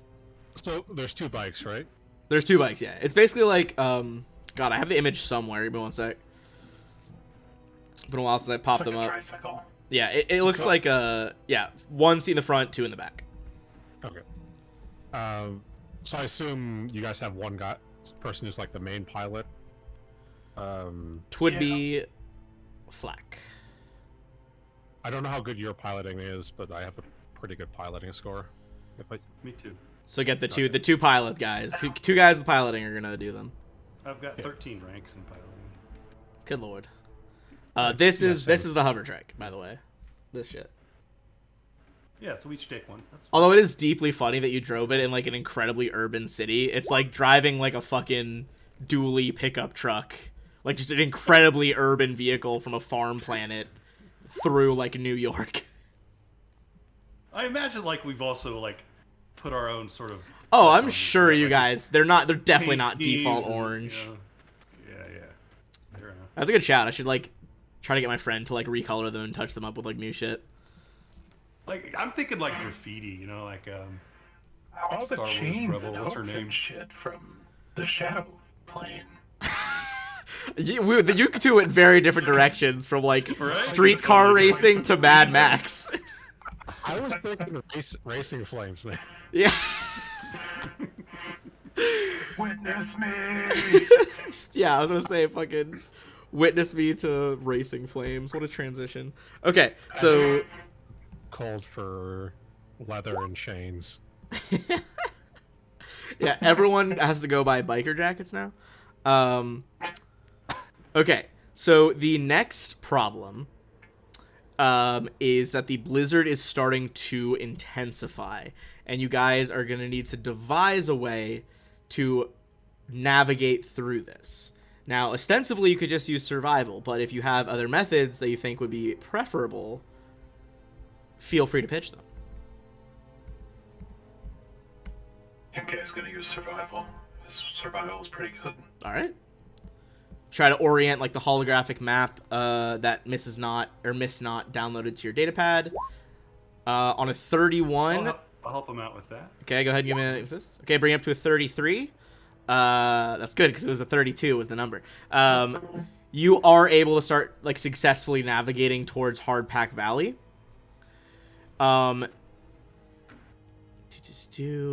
And on that check, you see up ahead the like gap in the mountains and hills that is going to lead you into this valley. Snow has been falling pretty thickly around here. We're going to need one piloting check from each bike to make it into the valley safely. It would have been athletics, but you guys have vehicle transport. So it's going to be Jax and Flack are each going to make a piloting check. Woo, baby. God, what did you roll, a 19? Jesus.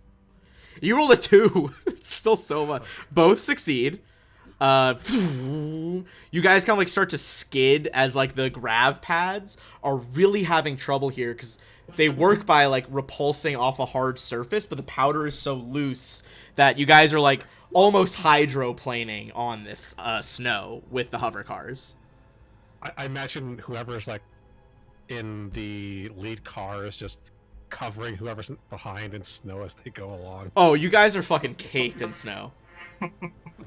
Like, as you guys pull to a stop with how fast you were going, you guys all have to kind of, like, take a second, like, stretch your shoulders and arms, crack the frost off of all of your new winter gear that's slung over your armor. But you do successfully make it to Hardpack Valley. And now I'm going to bring us to our first map of the game. It'll be black for a second. I'm going to reveal stuff. Reveal yourself. Give me sight beyond sight. You guys are going to put yourselves down at the bottom there.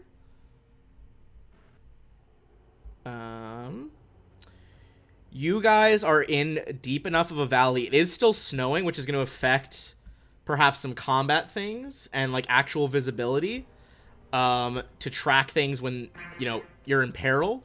But ostensibly, there's no longer enough that you can't see like in front of you. So you are able to see a lot of this valley. So I'm going to reveal some of the edges of the building you're able to see from this angle. And then I will... Come on, Roll20, let me reveal. Alright, so visibility is kind of reduced. It is slightly reduced. Like, we're going to be able to see the map level of visibility. Like, you can see where you're going up here. But let's say... I mean, I can just tell you, mechanically, if you guys are, like, trying to take ranged attacks, there are going to be penalties. Right. And, Flack, as long as you are outside during combat, since you are small or smaller, there is a chance that you could be knocked off your feet from the high-powered winds. You do get saves, though.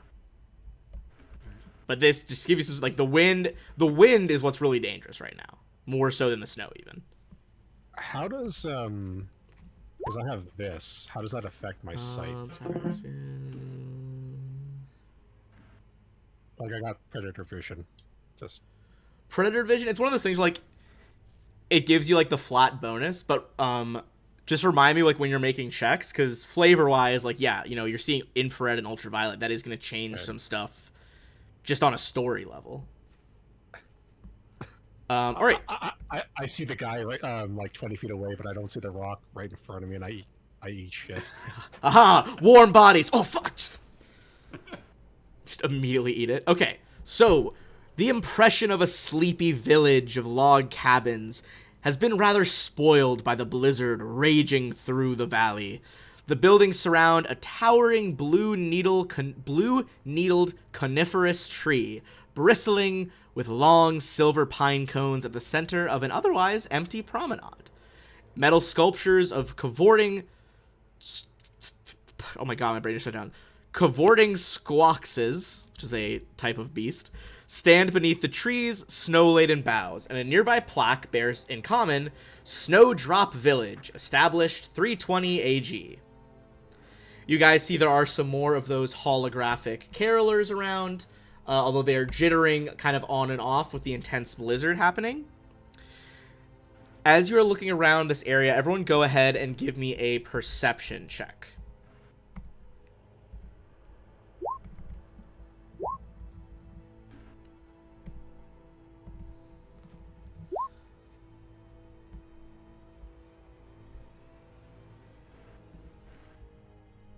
All right. Okay. I'm so excited about this art. I was like loving it when I did it earlier. Okay. So as you look around, you see, the holographic elves and like with like flowing hair and like Christmas sweaters or the equivalents, singing like simple catchy carols and like pretending to throw holographic snowballs at the 38, the 33 and 33 and 44. Sorry, Zashi. The other 4 though, notice that as the songs are looping, keeping the same voice pitch and cadence, some of the words are changing every so often. Not in a consistent pattern, just like phrases are intruding every so often. Some of the ones you catch are like dashing through the snow, protect the Nexus. In addition to protect the Nexus, you also hear victory over the Kishali.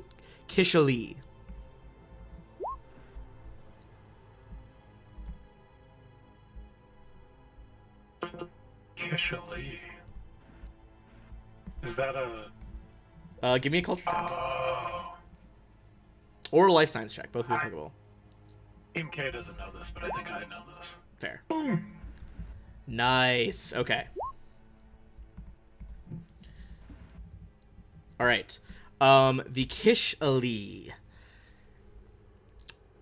The Kishali are a incredibly advanced civilization that ruled the stars like millennia ago.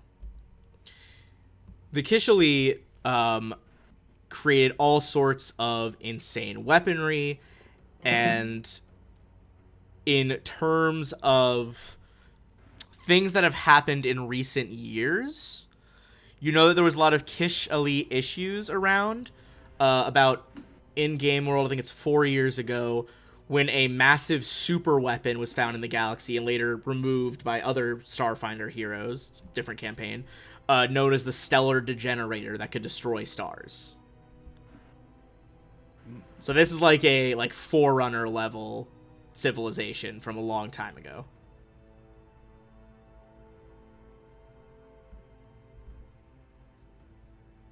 So these guys were fighting the Kishali, maybe. Maybe it's the Kishali that destroyed this. You would know from the Starfinder reports, like from the Starfinder Society, they basically they had hidden the weapon in another impressive example of technology, this titanic structure called the Gate of the 12 Suns, which could access pocket dimensions. So yeah, incredibly advanced. Apart from those, you guys also notice that hacking at the side of one of the buildings, seemingly oblivious to your guys' presence, is a robot with very long pigtails. Pigtails of what? Of this. Of hemp rope, it looks like. With a Looking for robot pigtails. plug on the end? This is a logger bot. Hold on, I can change it. I have a full body version too.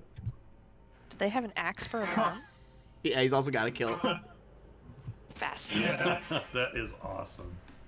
It's so good. Ben, does it have a Scottish accent? I mean, so far it's not talking. It looks like, yes, it was in the Dead Sons AP. Good AP, honestly. I've heard mixed reviews, but I think, I here's the haven't thing. played it, so I don't know. The general consensus that I found from like other GMs on the internet, I think people are mad because it's a bit railroady. But the thing is, it was also like the very first Starfinder AP, and you can tell by the level design, it was like explicitly designed to teach you the game. Yeah, and to show off the system. Yeah. So I think it was a bit lighter story, but I understand the creative choices. Sure, that makes sense. Oh, and now that we have your token for the first time, I'm gonna change your stuff, Jack, so we have your name tag, and it'll sync your health to your token. Yep. I think I calculated my health correctly. I'm not 100% sure, though.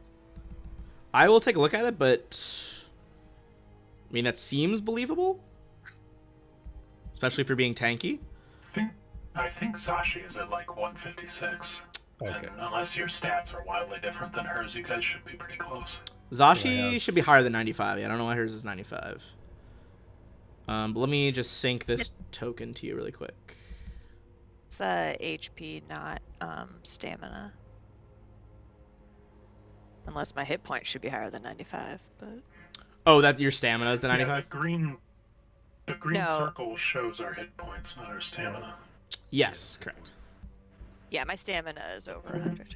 Gotcha, okay. Yeah, I don't have a way to do both auras at once. No worries.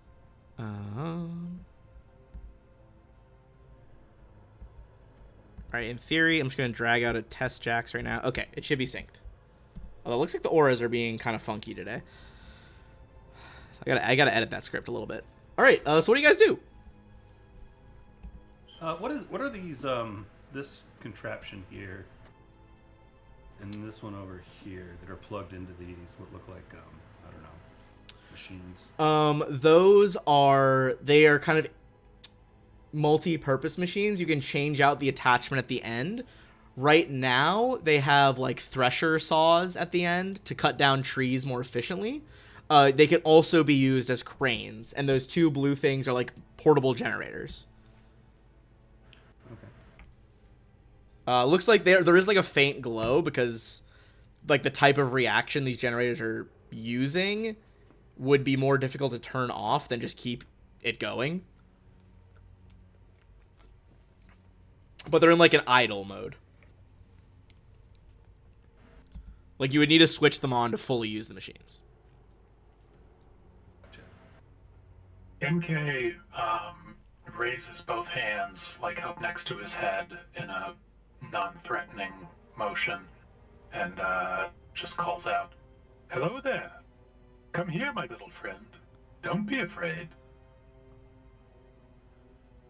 It kind of like jerks its head to the side and stops chopping at the fake wooden sides of the building with its like lumberjack axe. And you guys have seen very advanced robots. This one has been programmed to move robotically, like cartoonishly robotically.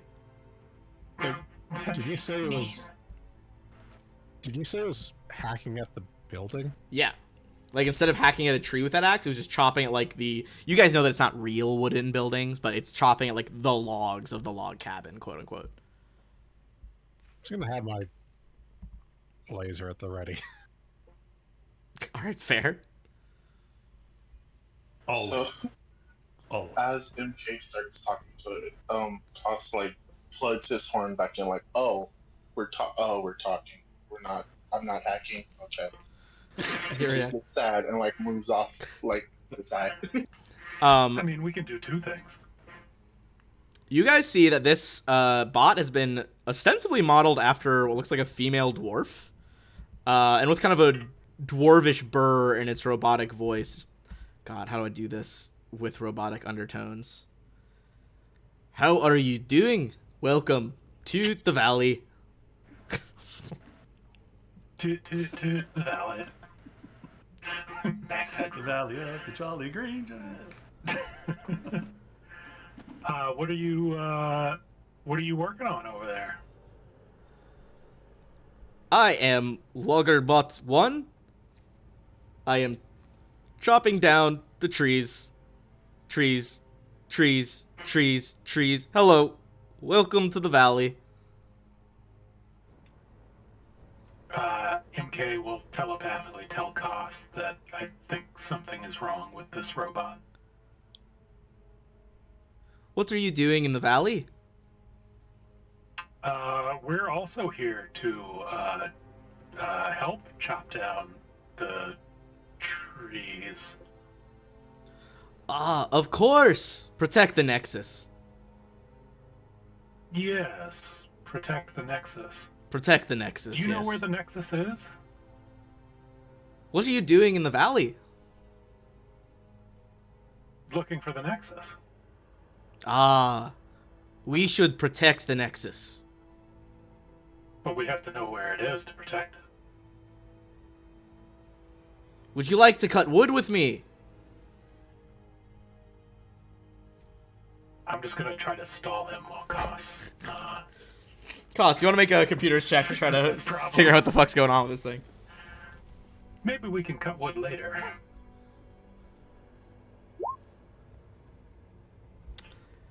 Koss, on a 34, you can tell that this is, obviously not its standard programming. A 34 does not let you take control of it, even though you think it's a relatively simple bot. Like, a bot of this level of manufacture, that should have smashed it. And you determine the reason why. You see that there is, like, an insane code running through it of unknown alien origin that is kind of scrambling its protocols at too rapid a rate for you to hack it. Can I percussive maintenance? Refresh me on the ability for percussive maintenance? Yeah, Fonzie. It's the Fonzie move. Just smash it? Do you actually have an ability that does that, or are you just going to punch it? It's a feat. Oh, that's right.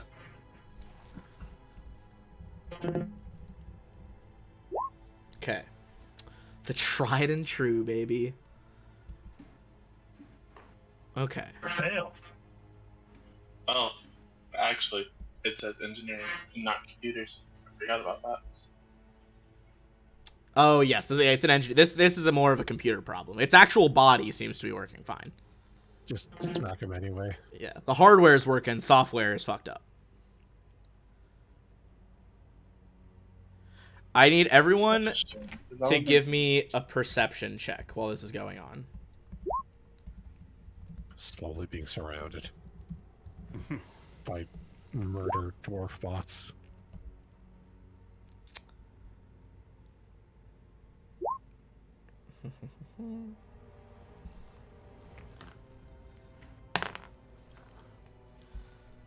Rolling rocks tonight. Well, thankfully MK beat their insane check. Ooh, Koss coming the nat 20. That'll do it as well with a 39 total.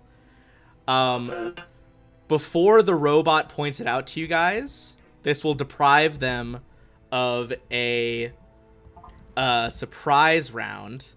But you see the logger bot kind of looks behind you guys and is just like, hello. Do you wish to chop wood in the valley? And you guys see that some of the snow is not blowing with the wind. It is circling in place. And you see forming around you. Too small. There we go. Big boy. Out of the snow, yeah, it's so you big. see massive, like, you see the snow stop Oh. by your feet, and then you keep looking up, and you realize you were looking at some sort of humanoid shape in the storm that is roughly, like, 20 feet tall.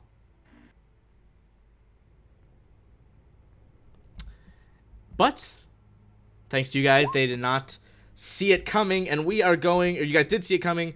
They do not get a surprise round, and we're going to roll into our first initiative.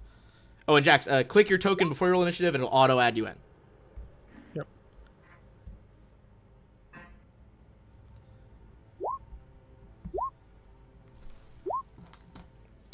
Low for me. Okay.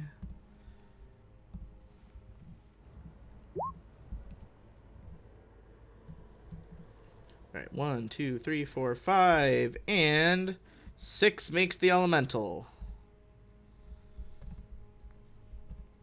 Here we go now. All right, Zashi, it is you. Towering above you is an insane beast.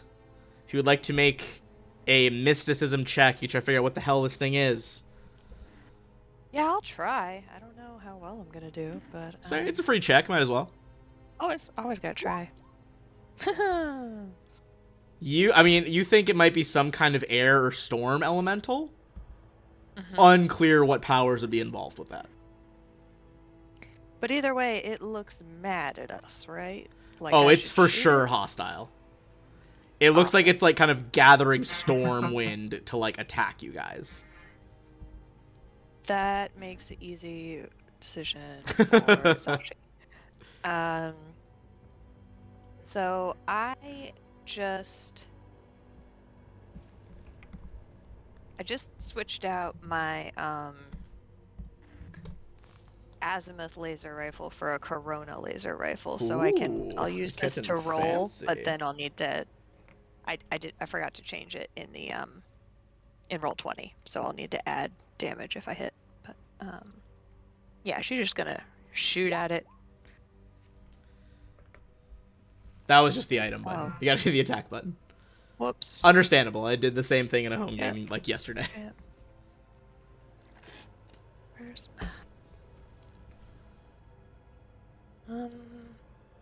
You can just roll a d20 with a plus 17, I think you have. Yeah, you can just roll that to see if it hits first. Okay, yeah. I don't know where it went. And this is the Corona laser rifle, right? Yes. All right, so yeah, do a d20 plus 17. The Corona, if it hits, I think that's 2d6. Yeah. That will hit. Nice. And the base damage of it is 2d6 plus whatever your bonus is on like normal shots. I thought the Corona was. Is it a Corona rifle or pistol? Rifle. Of the laser rifles, the Corona laser rifle I is will 2d6, yeah. Yeah, gotcha. And then the next one up is Aphelion. Is the next tier. And then Perihelion. Or expensive. Yeah. And then the Zenith, which is stronger than a fireball. So it's 2d6 plus dex modifier? Is that right? Whatever is normally added to your shots. Like it's So let me 13 see. for some I reason. believe for your total with all your different soldier bonuses, it should be around plus 13. Okay. So yeah, It go should ahead. be up to date on your other weapons. There we go. Ooh, Um, gross roll. Boom! A laser beam lances out bright red into the storm. You see this thing kind of ripple along its length as if that did something. Does not seem to have done a lot. Okay. The thing about lasers is the farther a laser shoots, it disperses an atmosphere. It looks like this thing is like dispersing it quicker by controlling the atmosphere, and is thus reducing its effectiveness. Don't love that. Anything Let me just else check for you? real quick. Mm-hmm.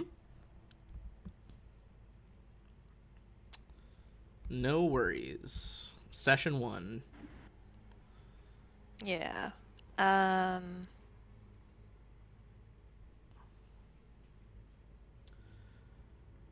Move. If I'm not moving out of their space, I won't provoke an attack of opportunity, right? Out of their reach. If you move away from them, you'll provoke. I just want to like circle them. Oh, if you stay right next to them, Yeah, you could do that. Well, you could also just make an acrobatics check to pretty much move wherever you want around him. Yeah. All right.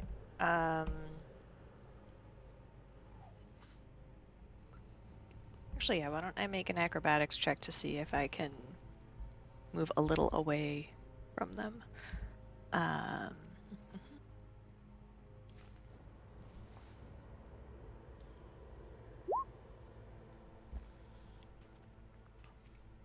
Is that good?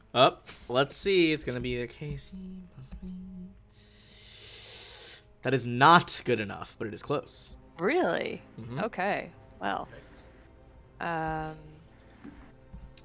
This thing, it's like weirdly air-filled arm. You see the snow swirling around stop in midair, and using the force of it being held still, it slams into you with a fist. And that is going to be... Where are my dice at? 1, a 2, a 3. There it is. But does it have to roll to hit me, or that was just... It does. It got a... let's see. It was like 45. Okay. So I just started rolling. Nope, that's fair. I get a little +4. I wanted to make sure no, wasn't gonna that's matter. fair. That is fair. You're right to ask. Okay. That is going to be 26 damage. Okay. You kind of feel like this, like, it literally feels like an air cannon just slams into your back, but super hard. Flack, it is you. Okay, I'm going to use my movement and come up over here to get a little cover behind this building and reach around and shoot at this guy with a trick attack. All right, and now that you're at that angle, I'm going to reveal part of that map. There is a decidedly not human-built, or, like, modern-built structure behind you. Found the Nexus. What the shit is that? Don't worry about I'm very worried. it. Okay, it's a 20 plus CR, right? Yes. That will do it. That'll do it. Okay, and I'm going to shoot with my elite semi-auto pistol. Yes, sir. Does a 24 hit? A 24. This is against its KAC. Yeah. If my compute... Hold on. Roll 20 is slowing me down. There we go. That is just shy of its KAC. Okay. Hard to know where to aim in this mass where there is no mass. I shot my shot. You shot your shot. All right, is the elementals. Feel like cold winter breeze roll through the valley. They kind of hover into different spots, and they begin swinging at different targets. They're each going to punch twice. One at Jax, one at MK, one punch at Koss, one punch at Zashi. We're going to go left to right. They're both double attacking.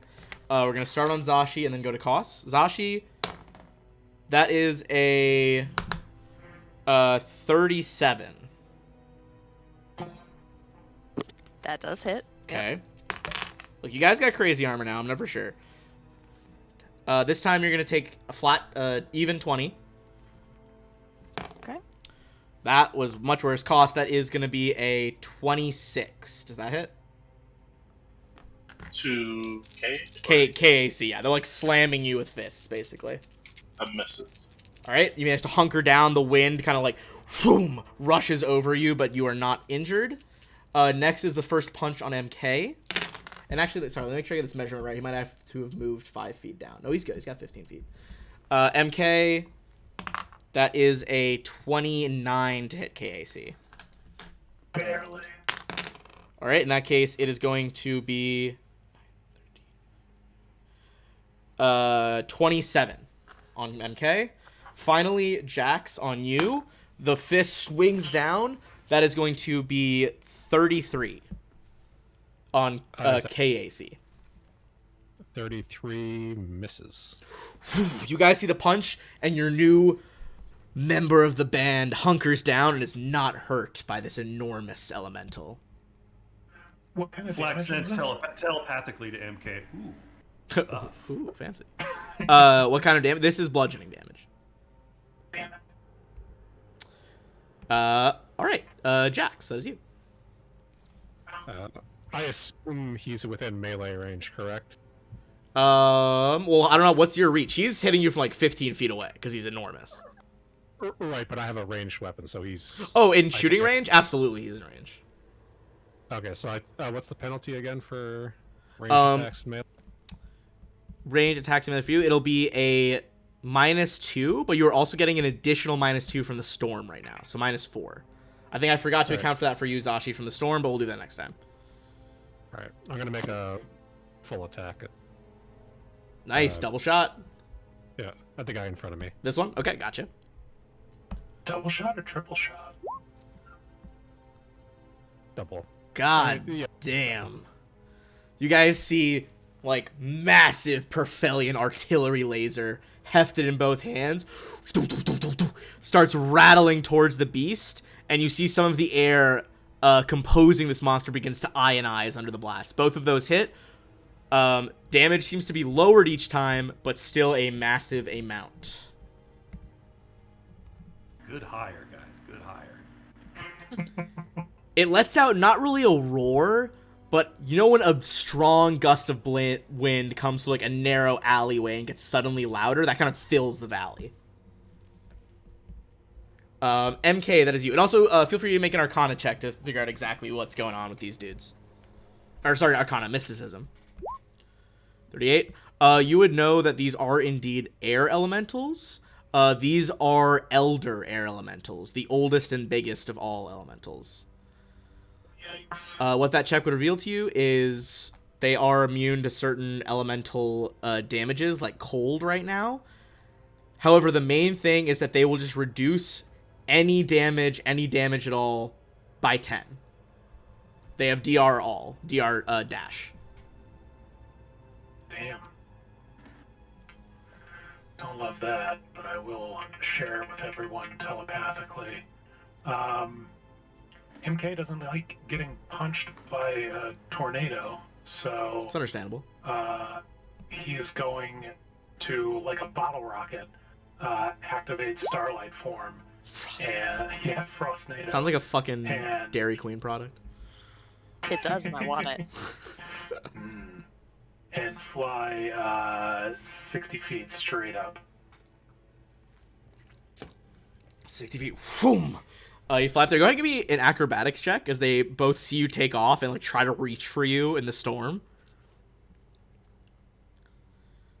Okay. Is that an attack of opportunity? They're trying to op attack, yeah. I think. Oh no, that's only if I'm combat casting. Okay. That's not good. The good news is they can't grab you, so you do get away, but they are both going to try to make a swing. Okay, one is a nat 1. You manage to like avoid one airy fist, but as you do, the one on the right catches you in the side of the, like right in the hip. That is going to be 30 damage as you rocket out of their reach. Fine. I think that's all I can do this turn. That's a move and a standard. Roger that. Costs.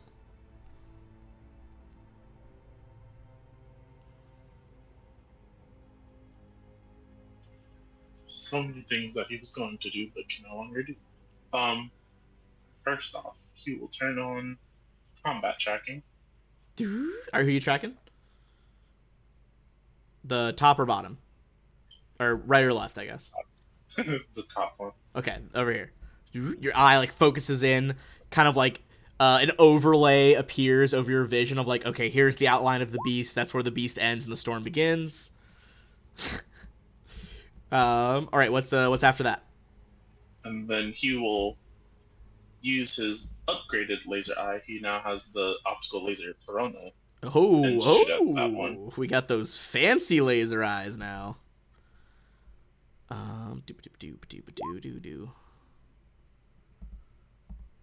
Get some combat. It needs recalibrating. It might need to be recalibrated. You are taken aback by how much force the laser exerts, and you kind of like carve a beam up into the sky that does not hurt it. All right, back to the top. On the top of the round, the logger bot takes off, goes 30 feet this way, and starts chopping at already chopped logs.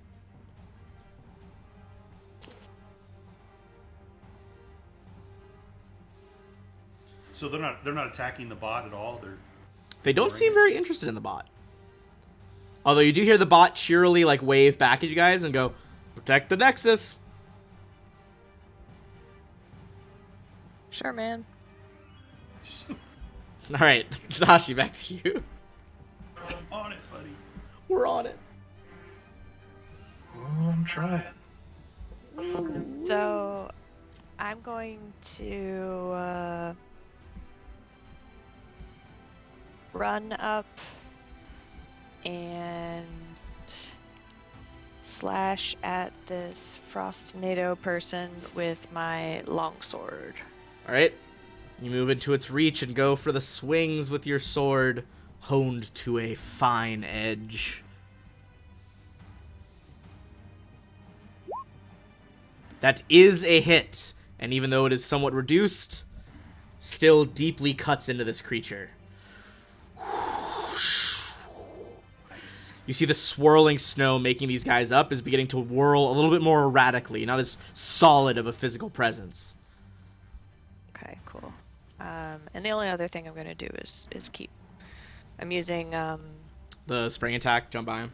spring attack. Yeah, so I will. Roger that. All the way over here. Jax, you see your fellow soldier kind of, seeing what else they can do. Not using the rifle. I'll go one more. Get the sword out, cut, do like a tuck and dive roll, and end up next to you. Just mid-fire, just look over and just give the head nod of approval. Hell yeah, that's Thumbs such a up. good picture. It's like, the one soldier like back to you, two-handing a sword. You with the doof, doof, doof, massive fucking laser gun. All right, Flack. You are hidden. Okay, so back there. question: this building that I'm next to here, how tall is it? That is a very fair question. Let me double check. I want to say...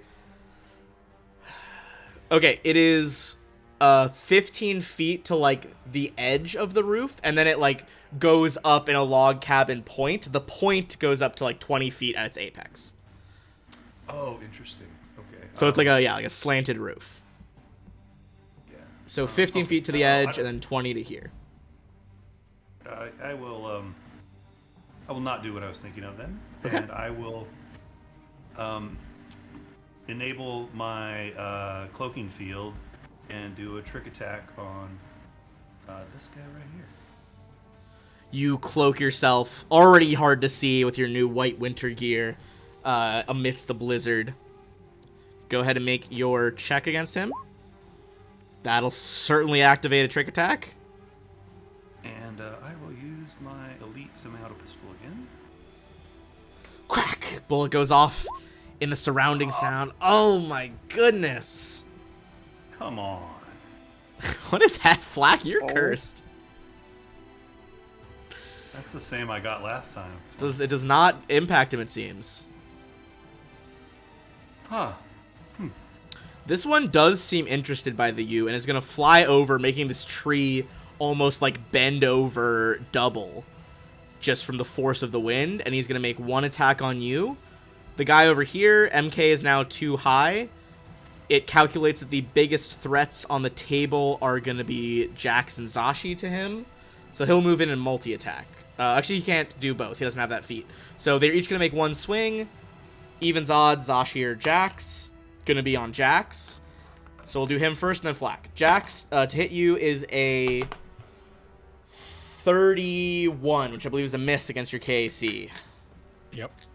And Flack, as you see Jax dodge out of the way of that, the other one nat 20s you. Oh. Great.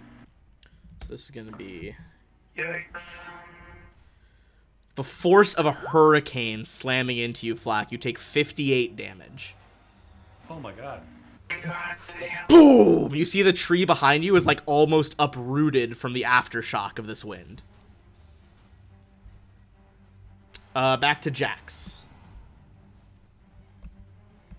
I'm gonna make another. Just planting my feet. Just keep firing. Just full auto. I'm gonna say since you're point blank, you're still taking the penalty from firing with combat right now, but not from the storm. He's literally right in front of you. Do I, as a soldier, do I got?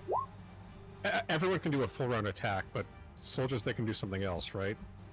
Soldier's Onslaught? Yes, that's the one. Yeah.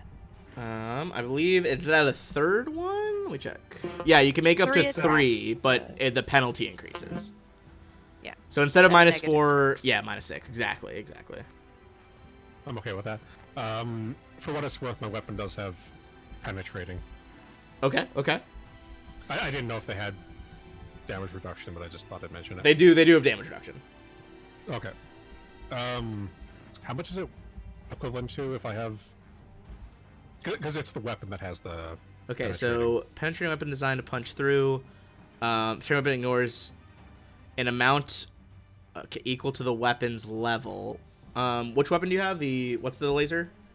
Perillian artillery laser, and I think it's level 13. Right. I think this might just apply to hardness, not.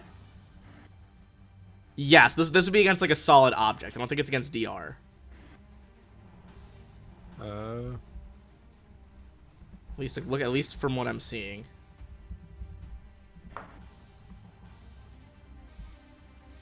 A penetrating weapon is designed to punch through a target. Large objects' outer layers, making it easier to damage them.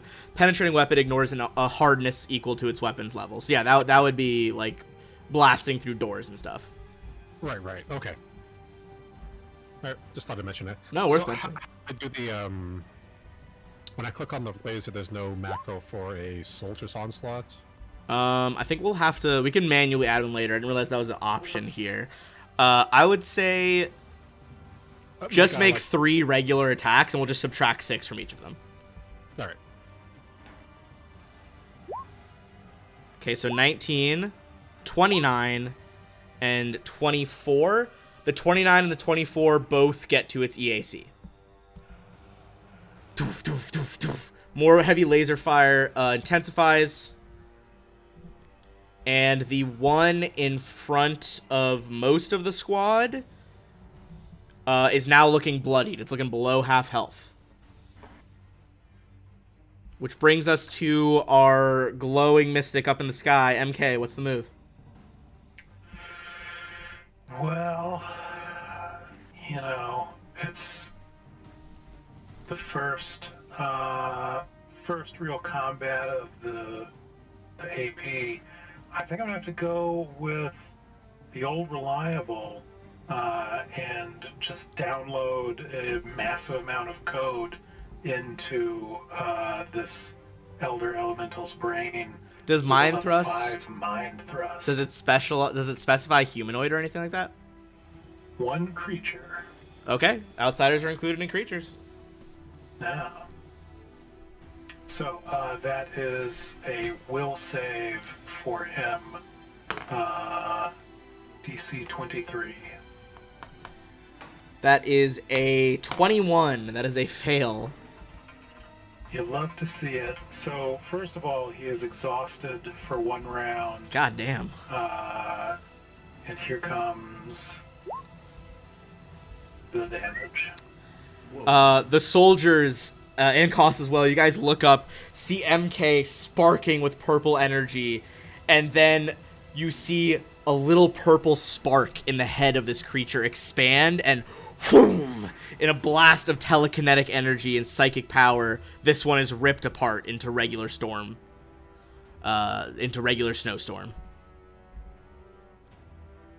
Fatum.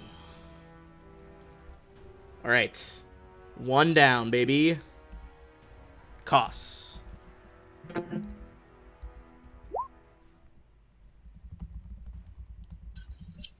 I promise Koss is smart, but he's gonna do something stupid. Valid. Fair enough. He will try and gore. I mean, hey, whatever is the highest damage gets past the DR, it's maybe not that dumb. Flack, you're kind of like staggering from that last blow, and you see Koss just fucking sprint out of the like whirling snow. That is a hit, dude. Got him. You see that the air elemental kind of like whooshes in surprise as wind whips around you guys. But yeah, that's still 24 despite the DR. All right, we are back at the top. Oh yeah, go ahead. Then Koss immediately starts shivering. It's fair. Zashi, it's back to you. Okay. I'm going to counter I'm gonna move here. And I will take another ranged shot with my rifle. Okay, this will be at a -2 from the sorry, from the storm. And you are within his reach now as well, so it's gonna be -4 because he's trying to smack you. I'm within his reach. He has 15-foot reach. Oh, okay. He's a huge sized creature. In that case, Giant. can I change where I am? Yeah. I mean, I think you could. I think you would know. I thought that, yeah, I didn't realize it was 15. I was thinking it was 10. No, you're good. You kind of like brace your back against the construction equipment to steady your aim. Yes. Oh, that's right. I need to fix that. Okay.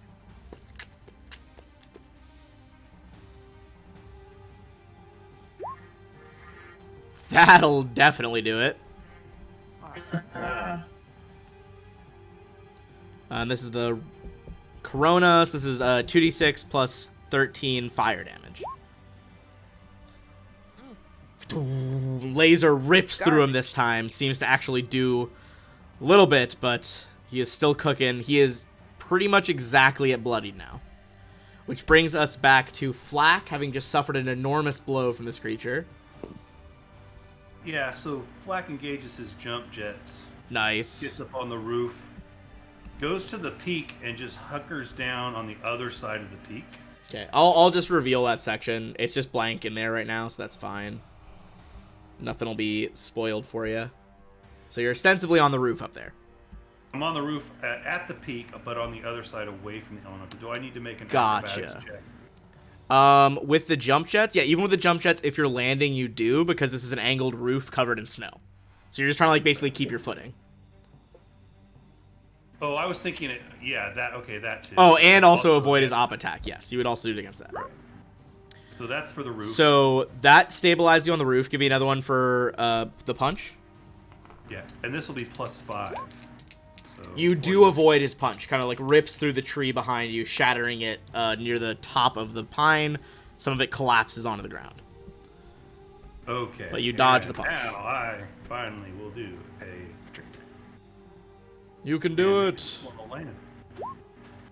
41.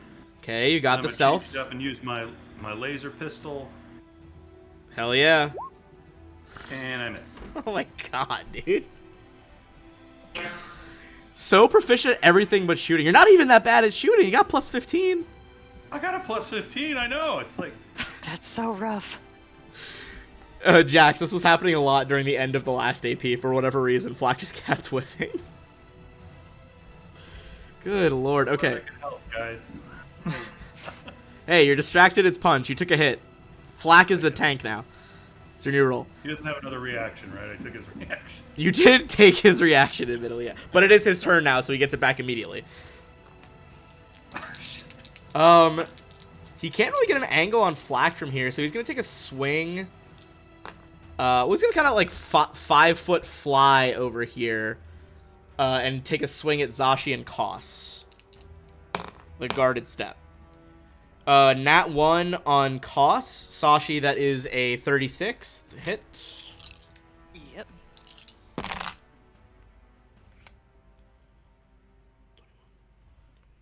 25 damage. I'm gonna just have to give up dice soon because we're getting too high level. So I have to do every AP when it gets too high. Just only use digital.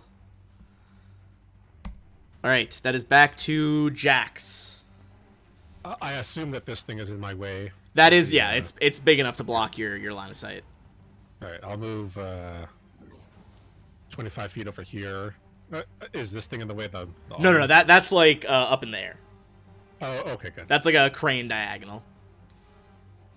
And I can only make one attack with after moving, correct? Correct. All right, I'll make another laser attack.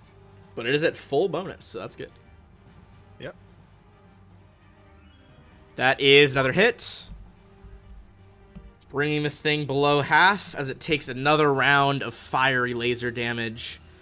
Its atoms beginning to scatter in the storm. Which brings us to MK. Wow.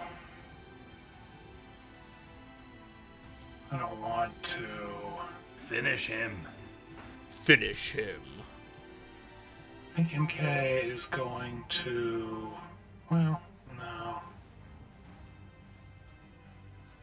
It's going to fly 20 feet here. And... How does this one look? Below bloodied for sure. Okay. The horns and various laser fires have started to take a toll. Okay. I'm gonna hit him with... Oh, no, that's definitely not gonna work. Damn it. I'm saving the juice. I'm just gonna shoot him. Saving the juice. I'm gonna hit him with my shiny new laser rifle. Hell yeah. Floating up in the sky. Shooting down. Pew, pew, pew. Literally, pew, pew, pew. Alright. Womp, Both miss, unfortunately, with an 18. Cost? Okay, shakes his flashlight in fury. Yeah, returns to you. Fucking Laz rifle does nothing.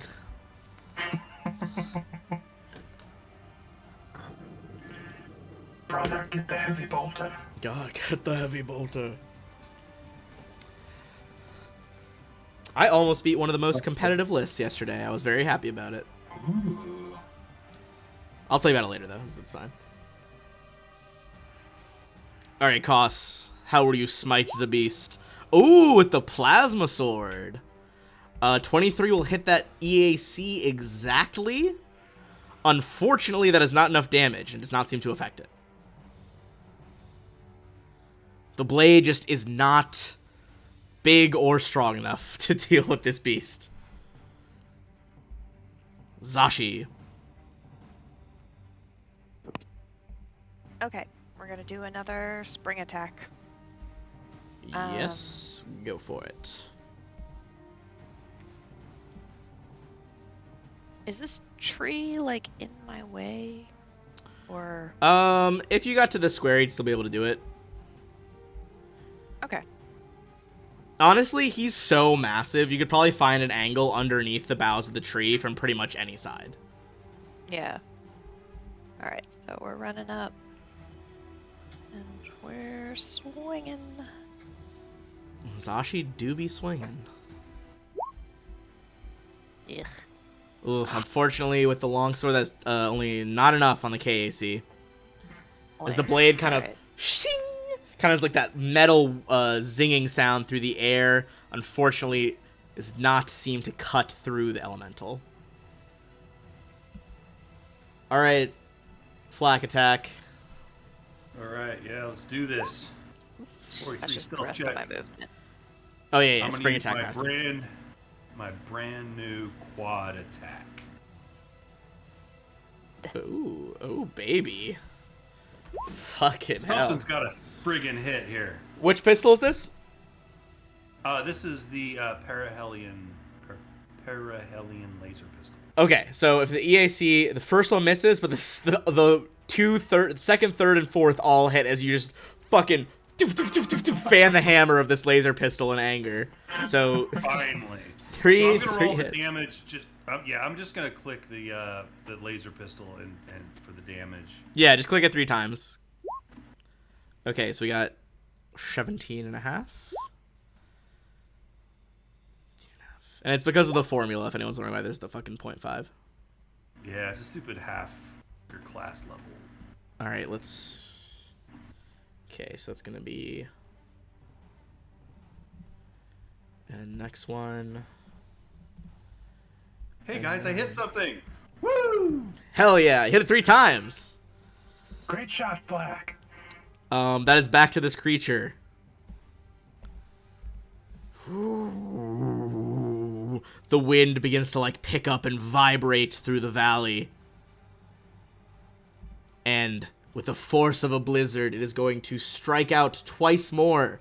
Once on Zashi and once on Kos again. Alright, Kos. Zashi. Alright, Kos, yours is a even 30. Zashi, yours is a 27. So I believe it's going to be a hit on Kos, dodge on Zashi. Yeah. It impacts your, like, heavy armor of the soldier, and you manage to, cross your arms and bear the brunt of the attack. Kos, on the other hand, you are going to take 27 damage. And it'll bring us to Jax. Alright. Soldier's Onslaught. Doof, doof, doof. 3 massive bursts rip through the air, superheating the air in this valley. So it's -8 with the snow in the air, correct? Correct, with Soldier's Onslaught and the -2 from the snow 8 conditions. Alright. Hey, we missed the flak attack damage from my hits. I thought the triple attacks don't get flak attack for operatives. I thought that's the consensus we came to when you fought that one in the fucking club. I thought well, we originally applied it to just the first hit, and then we read the rules and we said it was for every Oh, was hit. that? Oh, okay. Well, fair enough. All right. Well, we'll go back to that in a second because we do this as well. Yeah. Sorry. Because I think between the pair of you guys, you're gonna fucking finish it off here. I think the lowest is 25 after the -8. Lowest to 25. Then all 3 of them are gonna hit. So let me do the reductions here. It's over. Yeah, he's done. Doof, doof, doof, doof. With some pinpoint laser shots, seemingly trying to like Flack. You start to like rip the arms and legs off of this creature via the like pinpoints of your smaller laser, and then Jax just triple like heavy shot to the center mass. And the rest of this thing ionizes into atmosphere. Excellent. Yeah. And we are... Good job, team. Just out of curiosity. Good lord. So much. Yeah. Oh, yeah, you could have finished it off anyway. Alright, so for Book 3, we're starting at the base value of 13th level, which is 210,000. So everyone should have the same value right now. Got it. And now I'm going to calculate what you guys got for killing 2 Elder Air Elementals. Whoops, hold on. Everyone is going to get 6,400 XP.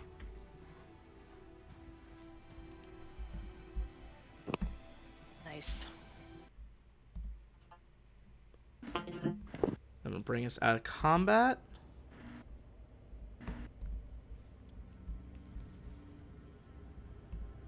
Alright. I'm going to bring you off the roof there, Flack, because you actually haven't investigated that building yet.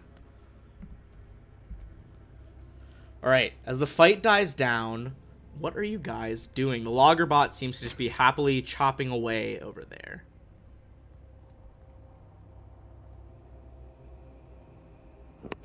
Zashi's gonna ask what the hell were those? MK, you're the only one I think that figured it out.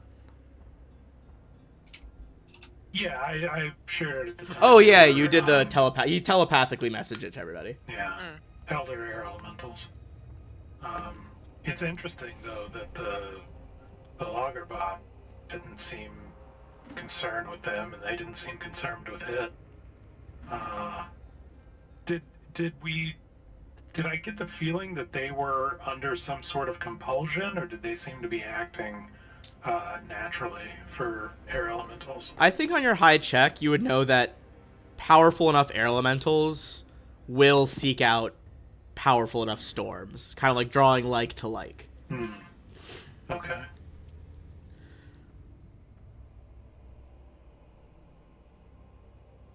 So it is not unusual that they would be here.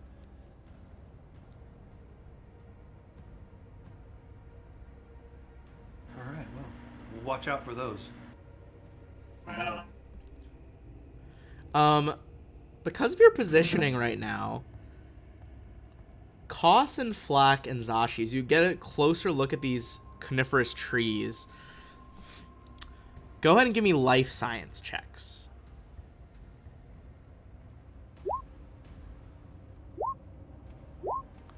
41. Holy cow. Okay, Koss. Never seen a tree before in my life. You grew up on Akaton. They don't have trees. I know. I guess, Not yeah, what we fuck got. trees. Koss, so you know that, like, you guys knew that there's environmental engines on the poles. They also deployed, like, microbial mats into the oceans to generate life here. This is very fast for a new full tree life form to develop. It looks like coniferous trees from the Pact Worlds. This is a unique species to Jadarit. Which, even with people kind of playing God and accelerating evolutionary timelines here, that is impressively fast, you would know from life science.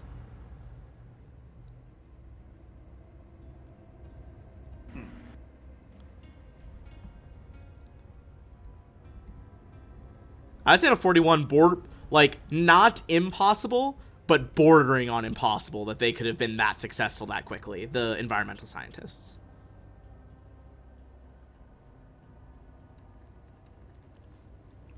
So he says all that. Yeah, pass that on. It has something to do with whatever they woke up that's speeding up the process. Who knows? I mean, I Same do. thing affecting the generators and affecting the. Yeah. And Flack, while you were fighting over here, you saw like this object, I assume, pointed out as well. Yeah, the purple thing. Mm-hmm. Conch shell. As you kind of approach that, you see like a strange subterranean ramp. Give me one moment. My music was too loud and it was distracting me. The remnants of a spiral walkway emerge directly out of the snow-covered ground, like the fossilized backbone of an ancient beast. The ramp coils downward into a wide tube built into the planet's surface. Both the ramp and the shafted encircles are constructed of a spongy purplish-red material that has been reinforced with sheets of polished metallic substance. A translucent dome of shimmering energy covers the opening.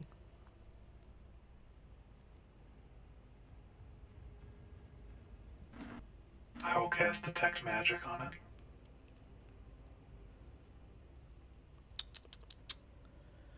On Detect Magic, you can tell that the force field around it, there is a techno-magical force field in play here. Okay. You would either probably need to, like, bash through it, or you could dispel it, potentially. I don't know if I want to. Well, do we want to check the rest of the area out before we start casting spells at this thing? Yeah, I think we probably want to look around here in some of these buildings and see if there's any information. Is there anything that looks like writing or markings or anything like that that we can see from the outside? I'm gonna say just give me a perception check, as you guys take a minute and look over this thing.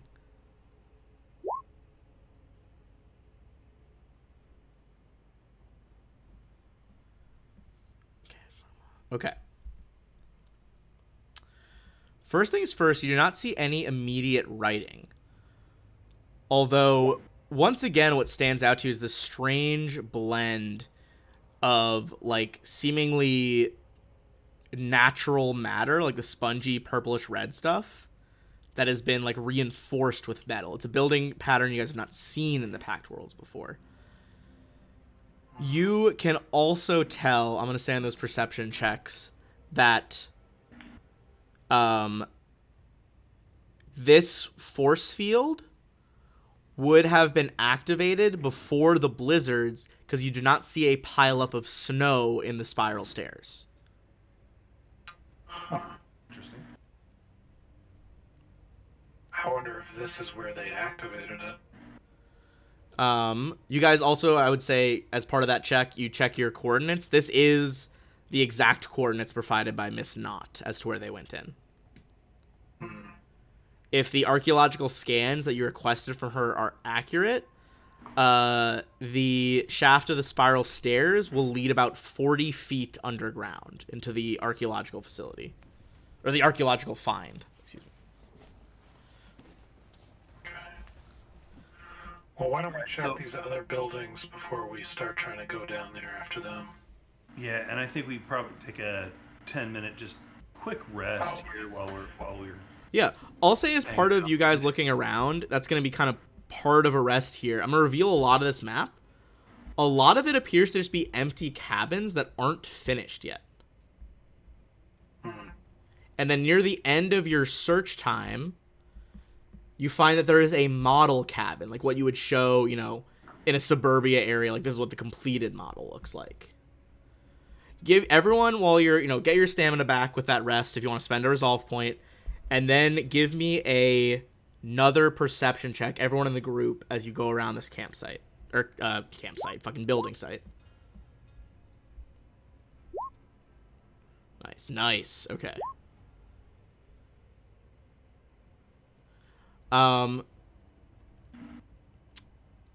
Flack, you're able to spot them just from like some skill here. With the thermal enhancements to your eyes, Jax, you also spot, including the one you've already met, there are 2 more logger bots kind of just wandering around the camp, keeping away from you guys in the storm. You see like the heat of their like miniature reactors inside. You also see everyone who got higher than 28 or higher.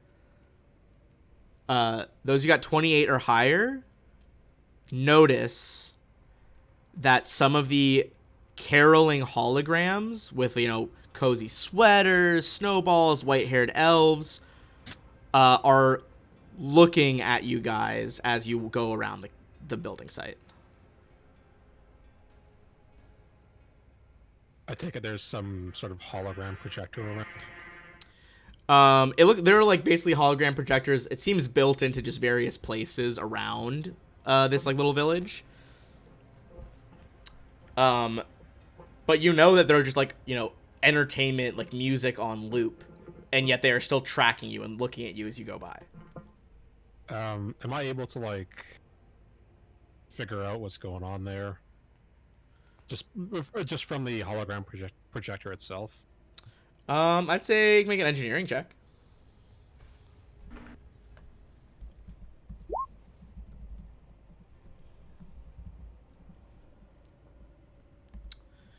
On a 29, you're not sure exactly what's happening here, but you're very confident this is not part of their programming. Like, you could program a hologram to, you know, like, be immersive and follow the person that it's giving information to, like a concierge hologram. These should not be doing this. This is out of their programming. Flack will go over to Koss and say, "Hey, we want to try and work together, see if we can hack these logger bots. Maybe take them with us and let them help us when we go down." He just nods his head like rapidly, like an excited little kid who's had too much sugar. I know what excites you, man. I got you. All right. What do we need to try and hack these again? This would be a computer's check. Although you would need to you would need to be like closer to them, like adjacent to them. Yeah, we'll go up to them for sure. Okay. So that's for the first one. Bad. All right, so we got. All right. Working together, you are able to wipe one of them to like factory default and remove whatever corrupting software has been messing with them. So one kind of reboots to standard. Okay. So we'll go on to the second one. How many are there? You said there's 3? There are 3 around. Okay, let's try for the second one.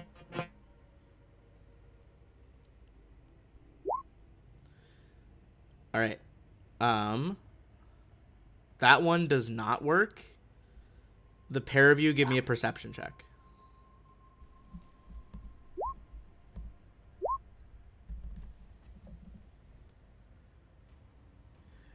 It's really windy here, and it's hard to notice some things as they happen.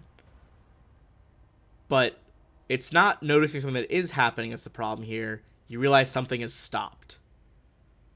None of the carolers are singing, and they're all looking at you, waiting for you to do something next. Well, that's a little creepy. I'm gonna aim my laser at one of the hologram projectors. Okay. Any change?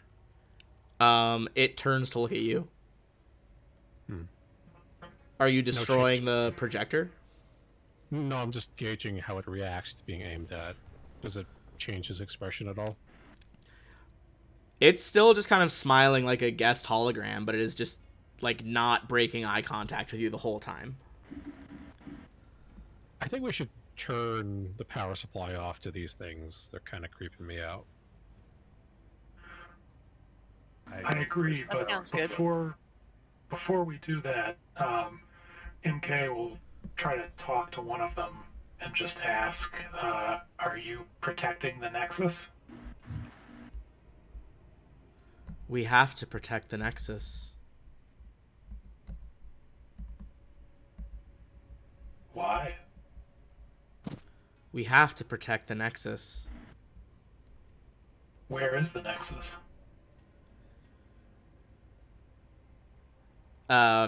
All of them simultaneously swivel and look over at the alien site. Yeah, well, fair. I Is think that's the Nexus. Yeah.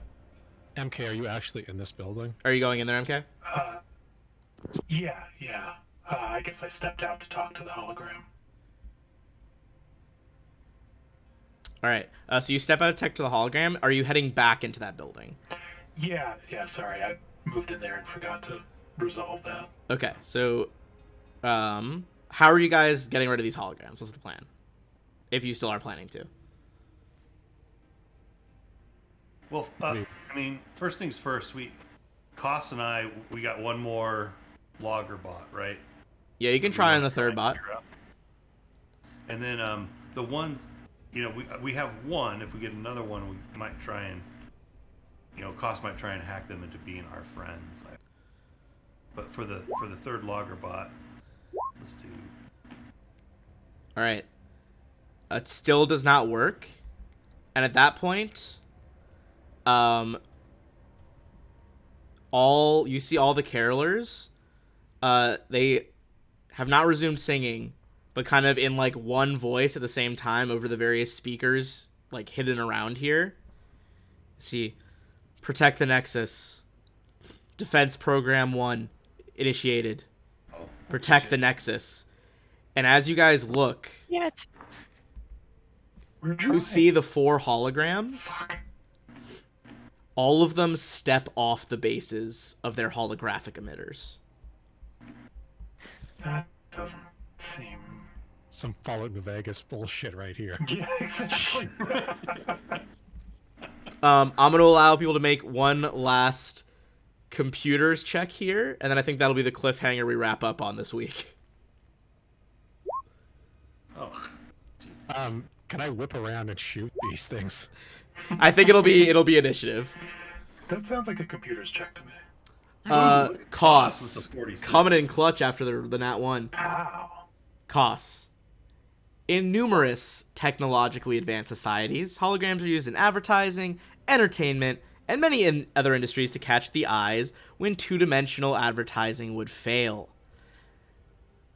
However, on very rare occasions, usually through faults in the machinery of the projector, an advanced enough hologram could gain a modicum of sentience, and sometimes a twisted idea of the reason of their existence. Sometimes superstitiously referred to as tech ghosts, you would know that they are more aptly named living holograms.